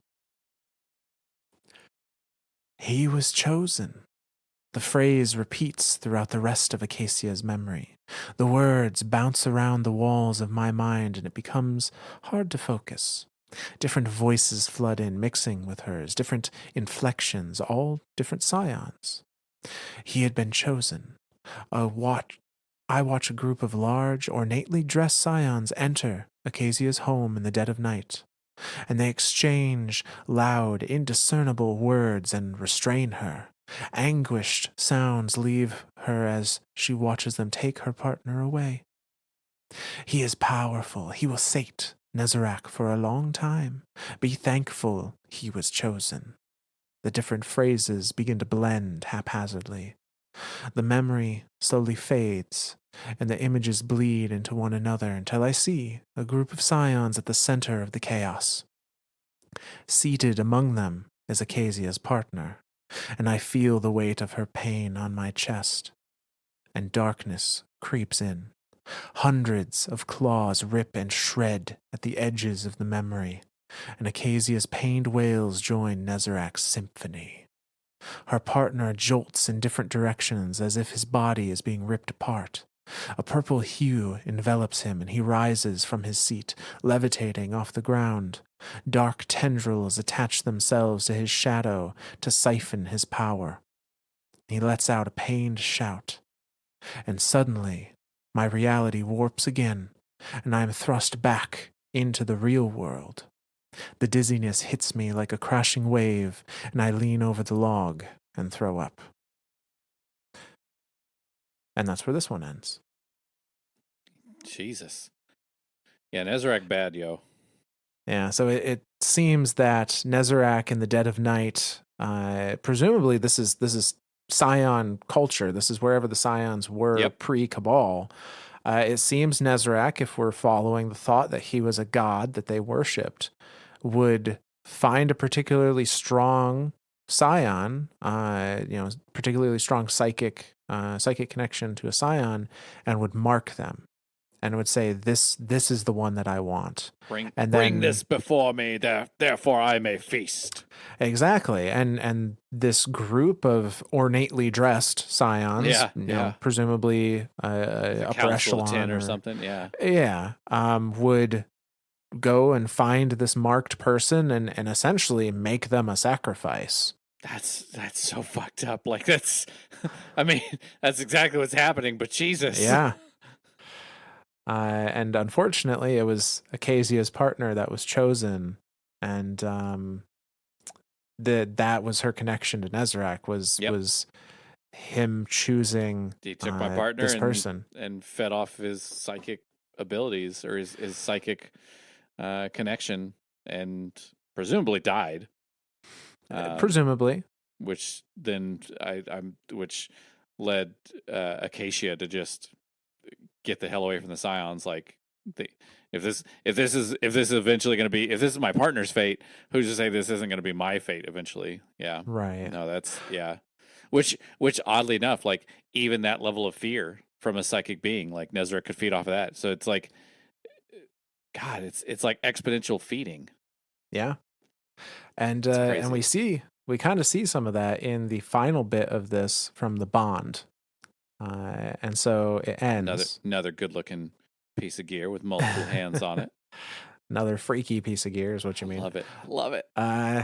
So this one reads: The hatred Acacia felt for her people and Nezarec permeated every inch of the cave. I didn't know what to say. She knew what it meant to be touched by Nezarec, though I would have preferred her partner, Acacia, would have to suffice. I understand your pain, I said, and I reached out to touch her shoulder. She flinched, and her eyes snapped to my face. I know you feel hatred towards him, but that's good. And Acacia got to her feet, the purple glow covering her hands once more. He rewards those that survive his torment. You know his power, his nightmare needs to live on, I said gently and stood up to gaze at her. Acacia looked agitated, impatient. I reached for my bag and she extended her hand defensively. We held each other's gaze for a moment, and I slowly pulled a tome from my bag and placed it gently on the log. And I flipped the pages until I found an image of a familiar, two-horned being. My family has worshipped him for a long time, I told her, and Acacia looked down at the pages. Keep that hatred alive. That's what he wants. And I sensed her apprehension. If you help me bring him back to this plane, show him you are willing to serve, he might just let your partner go, I added. And it was difficult to tell what she was feeling, but after placing her hand on the tome, she affixed to the cover's image, and I knew she would be desperate enough to try anything. And that's the end of that lore card and the Warlock set. Oh, she's not hunting him. She's hunting Acacia. Oh. So That's this sad. is somebody that is trying to find others that they can To help get feed. to Yep. follow and feed Nezarec. Oh, man. I was thinking, oh, okay, this Scion's going to get pissed and kill this lady for trying to hunt her. And nope. This is a disciple. This is somebody actively helping Nezarec and like, oh, hey, there's another Scion that ran off. Yeah, we could use this one too. Let's go. We already got our partner. Like now we got a bargaining chip. Yeah, no. Yep. Oh. And it's not stated, but I think it's probably a pretty safe bet that this is Michael. That is the leader of the acolytes that has approached Acacia and is trying to recruit her. And remind me what his gun's name is. Michael's Reverence. Okay. Yep. I'm following now. Yeah. Yeah. Holding Nezarec to like that reverent. Yeah. Nope. I'm following. Yeah. I'm following. My family has worshipped him for a long time. Yeah. Yep. However, Acacia also has a gun named after her, and it is Acacia's Dejection. And interestingly, all of the different guns have their flavor text, and it is signed with the name, Acolyte of Nezarec, except for hers. Oh. Hers does not say Acolyte of Nezarec. It just says the line, do not believe their lies. Run. Oh shit. Like the one calm in the storm, or like the one voice of reason among a sea of chaos and Yeah. might be the greatest trace rifle in the game. It is a trace rifle, so yeah. I'm just saying, it's reconstruction incandescent. Pretty nice. Pretty nice. 100 aim assist, 95 plus stability. Pretty nice. But so yeah, either Acacia joined for a time and regretted it and is trying to communicate a warning, or she was tempted but did not join and fled, and we're also seeing that same warning from that. But so that concludes the Warlock set. Now we can look at the Hunter set, which is another disciple focused, and they also have a gun. And this one is Acolyte of Nezarec, Caraxes. And this seems to be a little closer, whereas the other one, we weren't really sure time frame wise where that one lands, as far as like when did the Scion live? Was it Michael that approached them, or was it an earlier Acolyte to try and recruit them? This one, though, implies that it's much more recent. And so this is the Trepidation set, and it starts. The reef's labyrinth of asteroids and debris provided many a hideout for those who wished to be lost, and a potential gathering place for those that partook in less savory acts. A large ketch had set up among the debris on a random asteroid of its captain's choosing, and had opened for business, supposedly as a bar. The music bumped, and the clientele, Elixni pirates, were as rowdy as they were ruthless. Caraxes sat at a table with his head resting in his upper hands, his cup held in the lower, exhausted. He hadn't taken a sip since he'd sat down, and he hadn't noticed that an imposing captain, flanked by two smaller dregs, had entered the bar. The captain started towards his table. "Where's the relic?" The captain, now towering over the table, chittered in their shared tongue. Caraxes visibly tensed and gripped his cup so tightly that the cloth woven around his palm strained. "I don't have it," he responded. Before Caraxes could register what happened, the captain had snatched him from his seat. And despite being loosely labeled captain by his own crew, Caraxes was nowhere near the size of the Elixni before him, and his feet dangled in the air. "Pathetic. Not worthy of your crew." "You're right," Caraxes agreed, defeat evident in his tone. The captain's words were venomous, but not as impactful as the fist that collided with Caraxes's face. The other patrons scattered, and a blur of insults and fists erupted. A faint chorus of ethereal laughter swelled beneath the violent chaos. That's the end of that one. So definitely start to say whirlpool, whirlwind time frame. Yeah, well, searching for the relic. I'm assuming this is a relic of Nezarec. Yeah. So yeah, perhaps during the when they've arrived in the Sol system, or when they're still on the long drift. Regardless. Long drift, not whirlwind. Yes. Yeah. Whirlwind is their collapse, not. Yeah.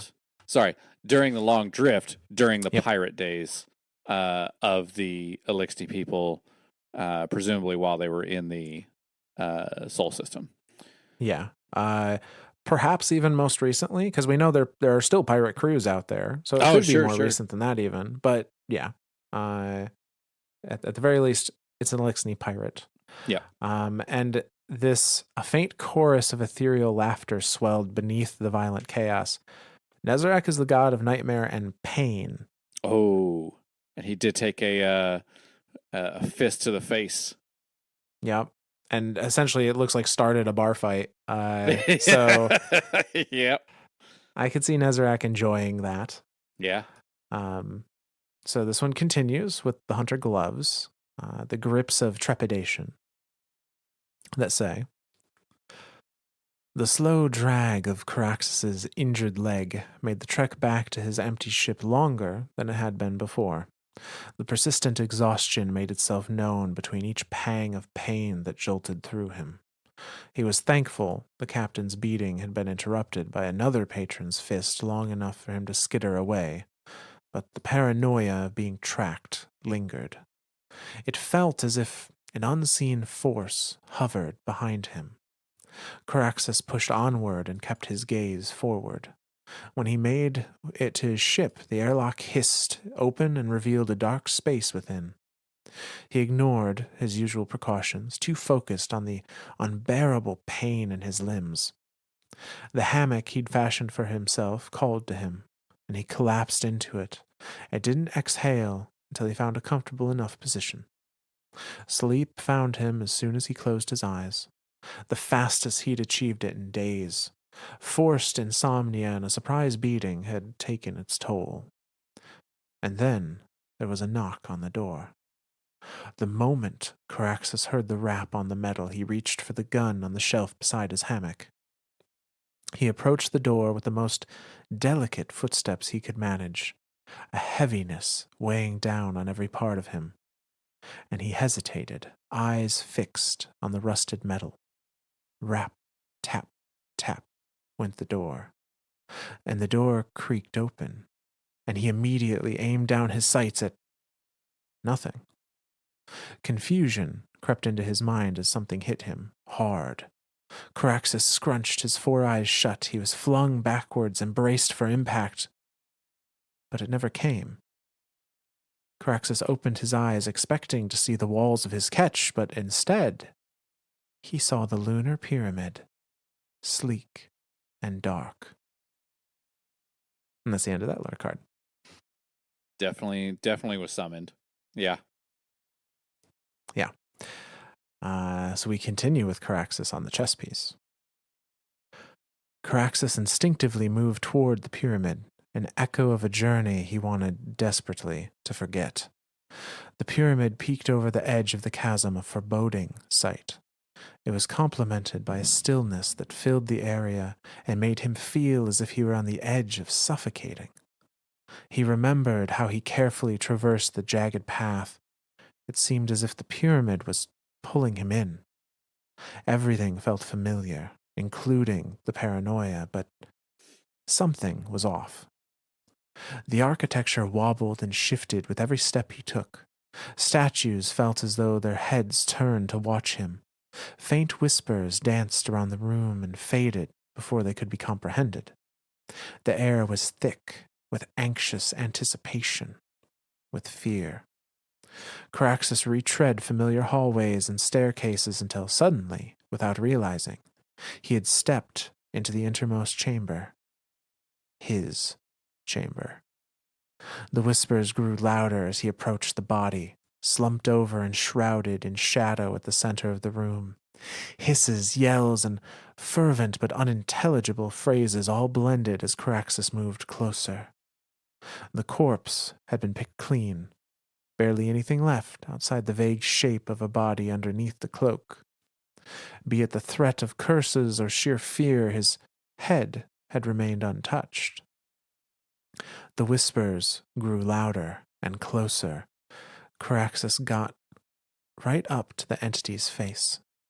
His entire body shook as he stared down at the darkened helmet, a ring of eyes pronounced even in the low light. And despite the same dread that filled him, Caraxes followed through with the familiar actions and carefully removed one of the eyes.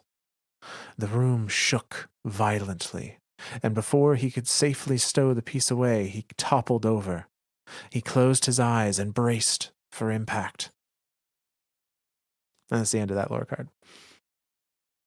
This is shit, man. I think this might be even more recent. Like, so I'm guessing that Caraxes was part of the initial crew that carved up Nezarec's body. Yeah. So I think he was there with Mithrax's mother Yeah. when they were taking pieces, and it sounds like he decided to take an eye. Yeah, that can't be good. That can't be good. I mean, we had fingers and thumbs and toes and whatnot, but I mean, especially for like a psychic being, I feel like an eye is like, Yeah. and he's got multiple eyes. Like he could probably, Nezarec could probably stand to lose one or two. Like he could Yeah, probably, it's fine. It's fine, I'm sure. it's fine. It's fine. The other 8 will compensate. It's fine. Yeah, but he's being forced to relive that memory of Yeah. going into the pyramid and doing this thing. So presumably he has stolen this eye before. Is that kind of the Well, I think he's dreaming. He's right? remembering himself carving the eye out, uh, which might still be in his possession. Ah, okay. You know, the other captain was asking him like, "Where's the relic?" and he was feigning ignorance. Maybe he has it Right. still. Right. Yep. Nope. I'm following. I'm following. Almost like he was there and saw what Mithrex's mom did, and then knew that meant something, and then went back after the fact and was like, "Oh, I'm going to take one more piece for myself." I see Yeah. what's okay. I'm following. I'm following. Greedy ass freaking pirates.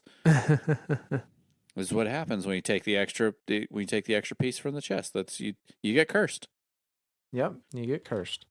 So this continues in the legs, and they say the energy of the crew bustled. Caraxus opened his eyes, revealing the vastness of space beyond the nearby porthole, and a dozen or so Elixni partaking in various activities. The air was heavy with tension, hushed tones, and cautious movements as they maneuvered around the deck. Caraxus was quiet, as he had been the first time, the weight and power of the item he had liberated heavy in his palm, and it pulsed. The world had changed. Another familiar moment. Things aren't looking well, Captain, a dreg whispered to Caraxus. He remembered his conversation, but did not recognize the dreg's tone. It sounded out of place. The dreg leaned a bit closer, eyes darting between his shipmates, his voice now deeper than before. Our food is low. The ship needs repairs. The crew is worried it might be cursed. Then they can leave, Caraxus snapped. It was automatic, but like his trek through the pyramid. The dreg hesitated in surprise. Caraxus blinked, no longer surrounded by his crew or their voices. He suddenly found himself again in his quarters. It was dark, the type of darkness that felt as if it would devour him. Caraxus sat at the table by his hammock, just him and the eye. He stared at it, and it stared back. A book of magic laid beside it now, a frantic solution to an unexpected problem. The ritual was simple, or so he thought. He was barely able to translate the text on his own, but was too stubborn, too scared to ask for help. He grasped a pointed crystal in his hands. Words left his mouth, but he couldn't hear them over the incessant whispers. The crystal glowed, and Caraxus was met with an angry blast that propelled him backwards. This time, he did feel the impact. And that's the end of that lore card. Is he like summoning him? Like I think he's this? trying to free himself. Oh, okay. I think he's hearing these whispers and having these nightmares of his past acquiring this relic, and I think perhaps he's trying to like break the curse Rid on him. himself He's of the trying dark. to, Yeah. yeah. And it didn't much Oh, like the that. yeah. Okay, I'm following. Literally like Pirates of the Caribbean. Like, hey, I've got this extra gold coin from this Yeah. chest. I have this eyeball from this darkness thing. It has cursed me because I took it. And now I want to be free from. Okay, yeah, no, I'm following. So we have the conclusion to Caraxus's, lore entries here on the Hunter Cloak, and it says, the whispers and screams drilled into Caraxus's mind. He lifted his hands to his face. Whimpers and pitiful chitters were the only sounds that escaped him. And again, the scenery around him had shifted. and he stood on the edge of a meteorite. Though the reef was vast, he recognized the ship debris flowing past him, but it was different than he remembered. Twisted now in horrifying shapes. The deep purples and blues were dimmed. It was quiet, save for his own personal audience. Caraxus held up the eye in his deteriorated hands. It still pulsed with energy. Free me. He heard the allure, a voice seducing his soul to do its bidding, but the distortion that followed it reminded Caraxus why he'd come to this place. An untraceable end for this cursed relic. He balled his fist around the eye, and the screams pierced his ears as they grew louder. A dark hand reached out to him, fingers inches from his arm, and Caraxus flung the eye into the reef with all the strength he could muster, and he collapsed. And then there was a knock on the door. Caraxus jolted awake, hand already outstretched to grab his gun. The whispers were gone. His quarters were quiet. He gazed around the room, dazed. Caraxus stumbled out of bed and delicately approached the door. He aimed down his sights, and the metal door creaked open. And outside was a human, dressed in a dark, ornate cloak, one hand raised in greeting, and the other tightly holding a tome, and it gave off the same nightmarish energy as that eye, as Nezarec. Apologies for disturbing your sleep, said the man in a tongue Caraxus loosely understood. But would you happen to be Caraxus? And that's the end of that lore card. As freaky as all this is, my mind instantly went to, "Hi, have you heard the word of our Lord and Savior Nezarec, God of Pain? Here, let me sit down and teach you a bit about him." I mean, kinda like So, the whole thing was freaky and creepy, and I was like, Jesus Christ, what is going on with this? Like, this guy is cursed, and then to like have this knock on this door to end in like, have you heard of our Lord and Savior Nezarec, God of final God of Pain? Let me. Would you mind inviting me into your house and I could teach you a bit about him? yeah. that's that's yeah. But it's the same. It's the same hunter though from the first. No, I keep saying hunter.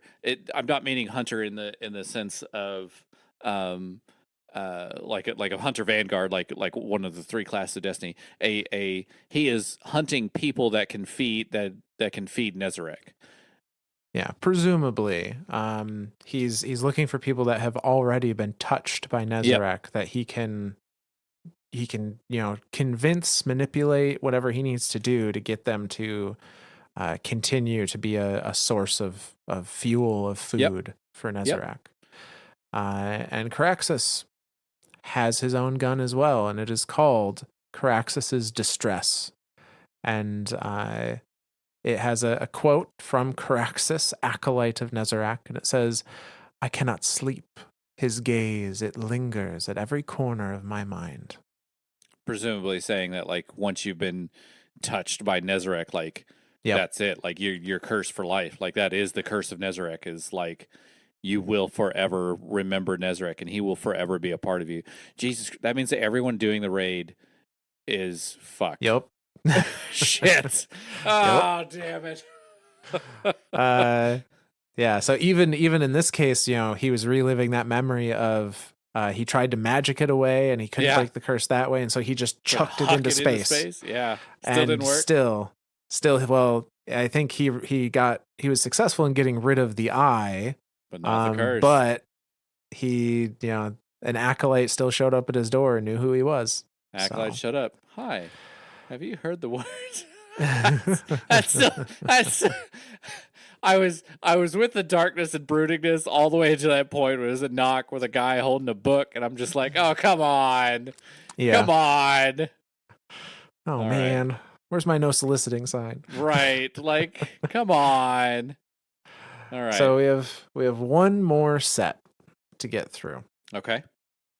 and one more acolyte that we have some information on through that set, and that acolyte is Briar. Okay. And this is the uh, Agony set, which is the Titan armor from the raid. Moving away from that fear, more towards that pain. Yep, more towards the painful side. So that, okay, well, before we jump into that, that kind of makes me think now, uh, going back to the idea of like that, why can he wield void? He's got a little bit of both here, right? Like he's saying he's the final god of pain, but also the god of fear and terror. So he literally is a little bit of both. He's a little bit of the physical and the metaphysical. Yeah, now it's interesting. Pain could be considered a physical reaction. It could also be considered a a psychological reaction in a Sure. way. Like pain is not a thing. You can't point to, you can't make a box out of pain kind of Sure. thing. Sure. But yeah, it is a little like, which column does it fall into? Yeah. Yeah. Okay. But so this one we are following Briar, who is the narrator for these cards. And we're going to start with a helmet. And it goes like this. The weight of the forest's darkness pressed down on me. Adrenaline pumped through me as I watched my opponent fall. I listened for the thud as their body collided with the ground. Deep crimson painted a nearby tree, sliding down through bark and seeping into wood, the excess pooling on the ground to soak in the dead pine needles. I don't remember who it was or why I had chosen to slay them. In the past, I had seen my fair share of bloodshed, killed indiscriminately. If you saw another day on my lands, it was because I had willed it. But this felt different. Up ahead, shadows shifted in the sea of trees, and I braced myself, sword held steady. Shivers traveled up my fingertips, electrified my arms, and settled as a chill on the back of my neck. "Who's there?" I had announced. I could hear whispers all around me. From behind every tree it was overwhelming, all-encompassing, indecipherable. And the shadow swiftly closed the distance between us until it towered over me. And it reached for me, and I stepped back. And I remember the sinister laugh, the way it touched a primal fear deep within me. I was paralyzed, my mind flooded with whispers. Its wispy body lurched forward and slammed through me. I felt myself fall. The wind left my lungs, and for a moment there was nothing. An emptiness, the likes of which I had never felt before. And that's the end of that lore card. Is this like a fight or God? I don't even know where to start with this. So it looks like it's the aftermath of a fight. Yeah. It's like the crack against the thing, crimson being the blood all over everything. Yeah. Briar has just defeated somebody, and even it seems they don't know why. They don't remember why, at least. We don't know when this was being written. And there's no indication of what Briar is. Like, we don't know if he's a guardian or just an entity or a cabal or what he is. Right. He does reference my lands. If you saw another day on my lands, which could be a warlord. We know warlords presided over, areas of their own dominion. Yep. But was attacked by this shadow, essentially, in the aftermath of this fight that didn't seem to be able to defend themselves against. Yeah. So it continues in the gloves, and we kind of see what is happening to Briar after this shadow has latched itself onto them in a way. It says, "The cycle remained the same, but my actions were not my own. The blade felt heavier with each battle. I did not recognize the shadow attached to me. I did not recognize myself. Did I even know who I was to begin with? The shouts and pleas of my enemies reverberated in the air. My skin burned and my heart pounded harder than a hammer striking an anvil. My head was filled with a dense fog. I was present but lost. My adversary fell to the ground, gasping for air, and I fixed my eyes on their face, and a breathy, animalistic snarl escaped my lips, and it lingered like a haunting song. Beneath it was a laugh, his laugh, and I fell to my knees, staining them in the crimson that had pooled beneath my boots, and I dropped my sword and lifted my shaky hands up to my eyes. The fresh blood ran down my fingers, forming a tapestry in the palm lines, and I saw his face in the pattern, felt the weight of his hands on my shoulders, on my mind, and I screamed. And that's the end of that one. This is a full possession. Like, Yes. this is showing that Nezarec has the ability to just take over someone and be like, I'm gonna use you to do whatever. Perhaps as he gains more power, he gains more ability to control people. I'm Yeah. not sure. But yeah, he's like full on possessed, this Yeah. person. And this continues. And the chess piece. And the chess piece has this to say. You are mine, echoed through my head. My threaded silk sheets were no longer a comfort. Instead, they felt like gravel against my skin. Every twist and turn yielded pain. The lit candle beside my bed did not ease my mind. I turned on my back, eyes trained on the ceiling, to avoid the shadows dancing in the candlelight's orange glow. As I sunk into my pillow, I felt as though it would eventually suffocate me. It would not grant me solace from the whispers. They were always present, like white noise, at least until he required my attention. Bring me more. Groans of pain and agony poured into my room. Each corner shifted and warped in ways I could only attribute to the fateful day in the woods. I was paralyzed by the weight of it all. The flame at the tip of the wick flickered weakly as it neared the bottom of the holder where the wax pooled. Numerous claws and black tendrils inched their way toward my bed.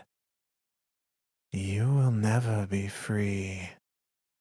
I cried out as solar energy burst forth. The hammer was warm in my grasp, and I leapt from my bed, slamming the fiery weapon down into the floorboards. And I felt the heat intensify as the flames licked at every surface they could find. And the shadows still danced, still reached for me, and I tried to burn them away. Wood splintered and cracked as everything fell apart, and my screams drowned in the destruction of my own home. And that's the end of that one. Okay, so it's a library. Yes. This is a possessed Hammer Titan. Yep. God, Yep. Seems to be. So easily possessed, you crayon eaters. No, that's shots fired. Shots fired. Yeah, no, that came out a lot more brutal than I expected it to. I'm sorry. I'm so sorry, all of you Titan mains. Just because I suck at them doesn't mean that you are any lesser than me. Yeah, no, this is definitely a solar Titan. He's got his solar hammers just smashing everything, like trying to extinguish this shadow, but it's possessed him. Like that's it. Like once it's got a hold of him, that's it seems game over. I'm thinking more towards Warlord because of that. Now that idea of like my lands, like yeah. But yeah, it's just it's just showing that once Nezarec is there, like he's got a hold of you. That's it. That's game over. Like. Mm-hmm. Again, presumably every single person who is completing the raid and killing Nezarec is fucked now. Like that's you think you have defeated me. Haha, JK. You're out of luck. This is the cost of loot. Yes, this is the cost of loot. That's what it is. So this continues on the boots the greaves of agony. And they say, "I did not ask for your help," I shouted, rage coursing through me. My knife was stained red, and I shouldn't have been able to see it, any of it. But here I was, staring back at my ghost. "You needed your sight," Firethorn returned. His voice was laced with concern, something I ignored in the moment but would remember for years to come. "That is not up to you. He preys upon my vision." I stepped forward, and Firethorn floated to meet my gaze.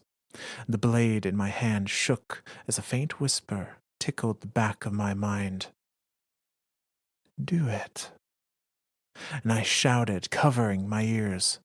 I could see shapes forming in the darkness of the trees again. I couldn't take it anymore, but I knew Firethorn would only continue to heal me. "You need to snap out of this," Firethorn pushed. "You're losing control. Where is the great briar of the wild brambles?" "He's dead," whispered the voice. "The thorn that pierced the heart of would-be gods." "Nothing but a puppet." "Pain and terror were your symphony." "They are my symphony." "What becomes of—" And I remember how easily my hand wrapped around him, how I forced him to the ground and pierced his lens with my knife. And I hadn't realized what I'd done till I saw the light flicker out of his eye, and Firethorn's pieces were the last thing I saw before succumbing to permanent darkness. And that's the end of that one. Holy shit. Did he cut out his own eyes and then his ghost healed him and then Nezarec took over and he killed... Jesus Christ, man. I think that's exactly this shit what is happened. Fucking dark. Like, yeah. Bungie, you wanted to put darkness in the game? Here you go. There it is. Jesus. Yeah. Dude, this is dark. He's been trying to blind himself, and his ghost is like, "Stop it. Quit doing that. You silly goose. Quit doing that." And yeah, Nezarec just pokes and prods those little bits, like, Dude, this is fucking dark. You need to get rid of him. He's stopping you. And so he does. Jesus. Okay. All right. and is now permanently possessed now. Like that's Yep. Yeah. That's, well, I guess not now, like has always been permanently possessed, right? But now has always been like, possessed. Now like fully like there is no coming back at all. Like if there wasn't any sign of coming back before, this is it. Like there is no coming back from. God, we are all screwed. Damn it. Well, and I think the permanent darkness at the end there is he blinds himself again. But this time there is no ghost. There's no ghost to bring it back. Yeah. So we finish off Briar's tale with the class item. And it goes: "The campfire crackled and echoed throughout the cave. I reached toward it, allowing the warmth to guide me. The man across from me had remained silent throughout my recollection. You carried the scent of him, of Nezarec.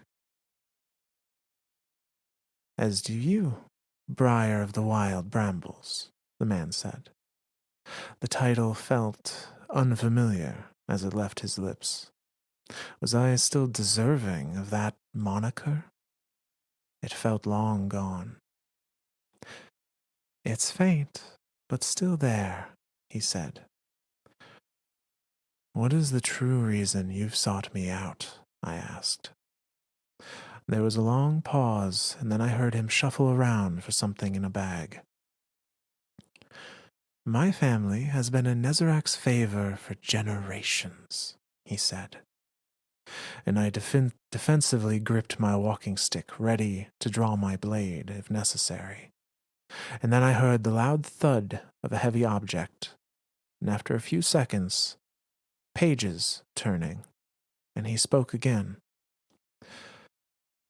Our experiences will not be the last. The pages continued to turn, just loud enough for me to hear over the crackle of fire. Do you wish to feel his full power again? The man asked. Deep down, I felt an instantaneous yes ring loud and true. I'd spent so long fearing his influence, the sheer terror he amplified within me. But when he was gone, all that remained was a void, an all-consuming vacuum. What do you need me to do? I asked. I had no way of definitively knowing, but something told me that the man was smiling back. And that's the end of that lore card. This is, yeah. I got nothing, man. This guy who is. We have no definitive way of saying that this guy that's going door to door spreading the. I'm trying to turn this whole thing dark and be like, have you heard the joyous terror and pain of our Lord and Savior Nezarec, God, final God of pain and terror? We have no way of like, there's no definitive answer if that guy is Michael, right? Not that I've found, but just the only thing I'm going off is the fact that in Michael's reverence, they are referenced as leader of the acolytes. So. Yeah. So yeah, definitely somebody who's and again with the reference to a light bearer or warlord, definitely more recent times. So not as I'm assuming that even this Scion. Now thinking back on it on the other two entries, I'm thinking that all three of these are taking place in our soul system in post collapse. Definitely trying to get Nezarec back in some way. Yeah, and if he's been a god, God, quote unquote, to these people since before the Golden Age, maybe he was making his presence known in some way, but now that he is cursed in this body that Savathun left him in, he doesn't have a means to escape, and so that is probably a signal to the cultists of like, oh, we need to gather people and give him power for him to come back, kind of thing. Get as many people who have been touched by him as possible together, and then get a feeding ground going. So the events of the Scion, the events that Scion is reliving, those events could have happened long ago, but they are still reliving them now in the current age, as well as the Elixni and this human. I'm going to say, or Exo, could be an Exo. Is it for some reason I'm reading Briar 4 is what I'm remembering, but so each of the armor pieces has a number attached to it, I think, to tell us the order the story goes in. Okay. Because it's like Briar 1, Briar 2, Briar 3. So yeah. So not a number in the sense of an Exo naming. So I'm going to assume then human. So yeah, that's Whew. Careful what you read, kids. That concludes the information we have about the raid and Nezarec and the cult of Nezarec and how we may see him again someday. So I guess as far as like questions answered, we know where the raid takes place now. Very apparent where it is. We have I still feel like we have tons of questions about Nezarec, but he's definitely someone to be feared and possibly not done in this universe. Was the guardian of the veil that Savathun stole and then cursed him, preventing him from body hopping or resurrecting, and is now leaked out into the universe again and can be made whole again. Yep. Yeah, not good. Not good. Not good at all. All right. Well, Well, I guess was that all we had for Nezarec then, and the raid and the Yep. root of nightmares. Very very living up to its name of the root of nightmares. Like, Yes. yeah, yeah. Okay. Yep.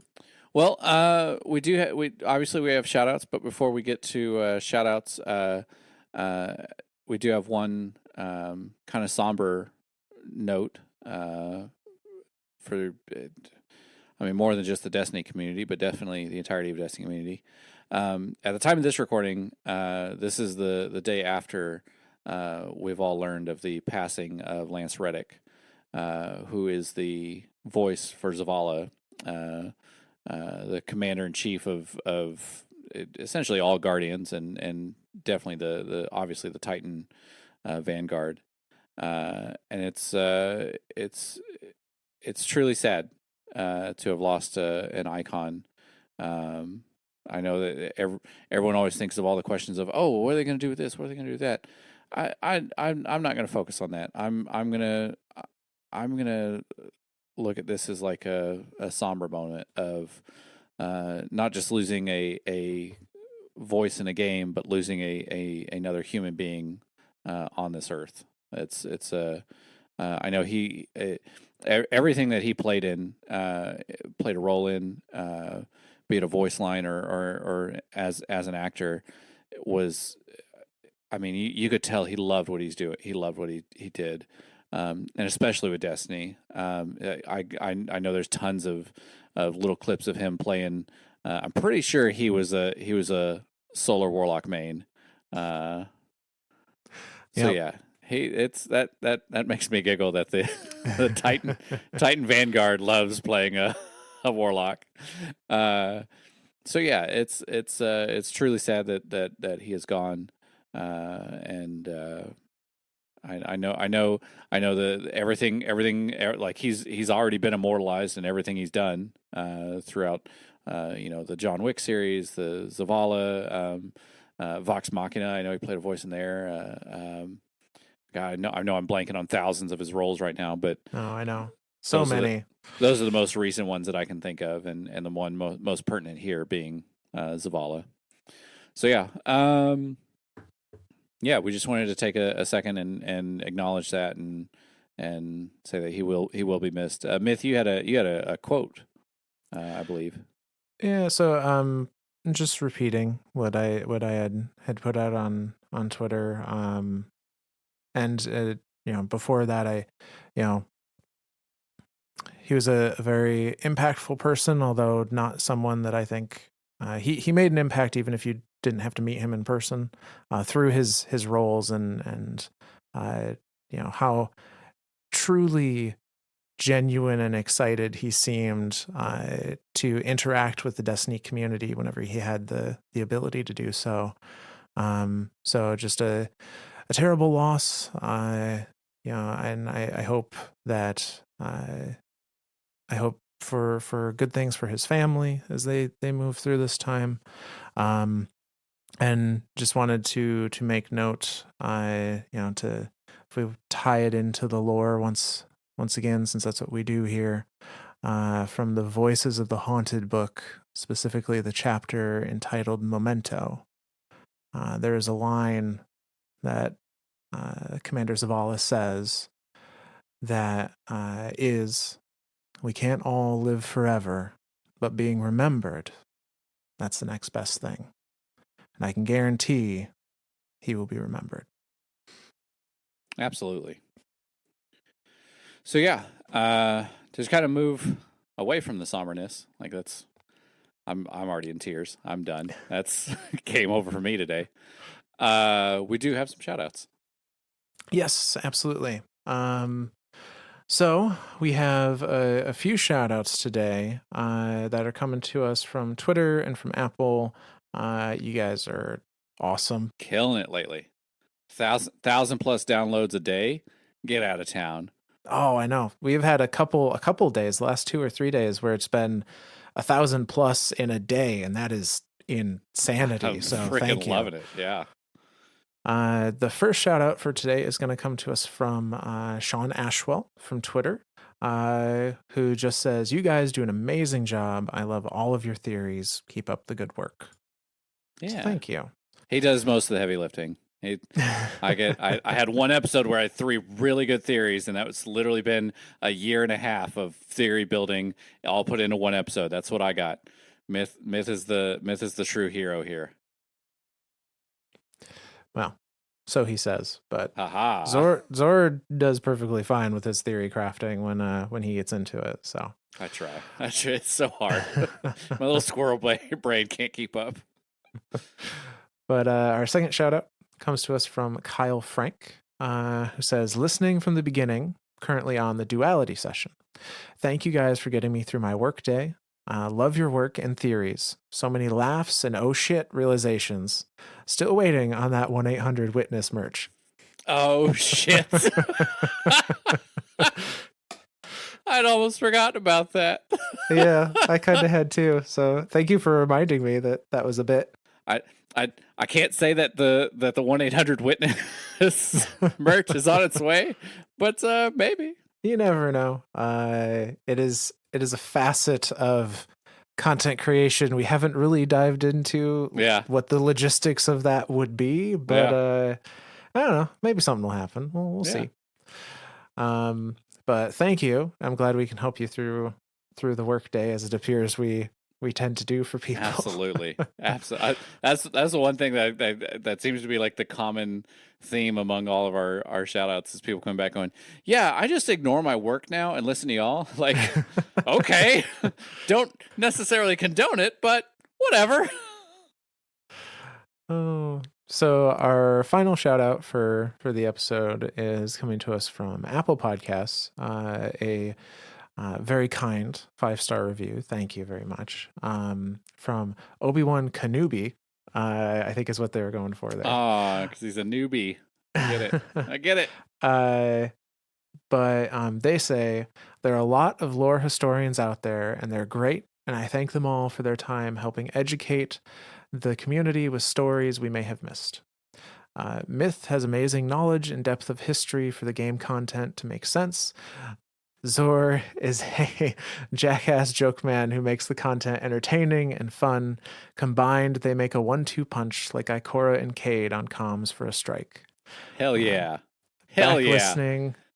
Back listening to all the old content and eagerly anticipating what you have in store for the Lightfall season. Hell well, yeah. Thank you. Dude, if I am even an ounce of Cade 6's personality, yes. Yay. Yay. I do think of Myth as the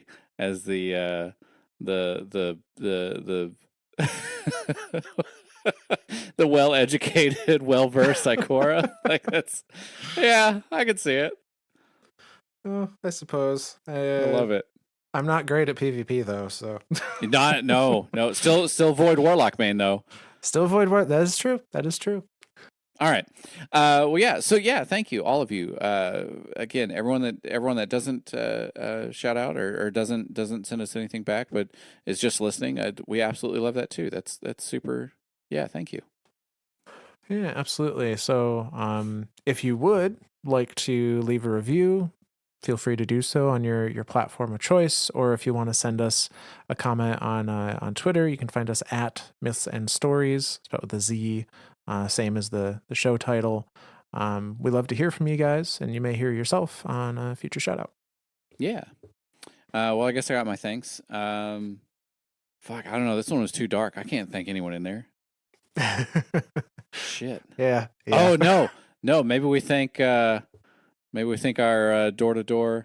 No, that's bad. That's bad. I can't thank that guy. That's even worse. Like, Jesus, we had no Bobs or anything in this episode. I don't know who the hell to thank. Screw it. I'll thank you, Nezarec. Thanks for being crazy and giving us a crazy ass raid and crazy ass people. Like, kept it real interesting. Stop sending people door to door. Like, we get it. You want to come back and you want to rule the world in terror and pain. Maybe not a good thing. All right. Well, Myth, you got anything else? Nope, that's it. Alrighty. Well, then, from all of us lore daddies to all of you guardians out there, we'll see you next week.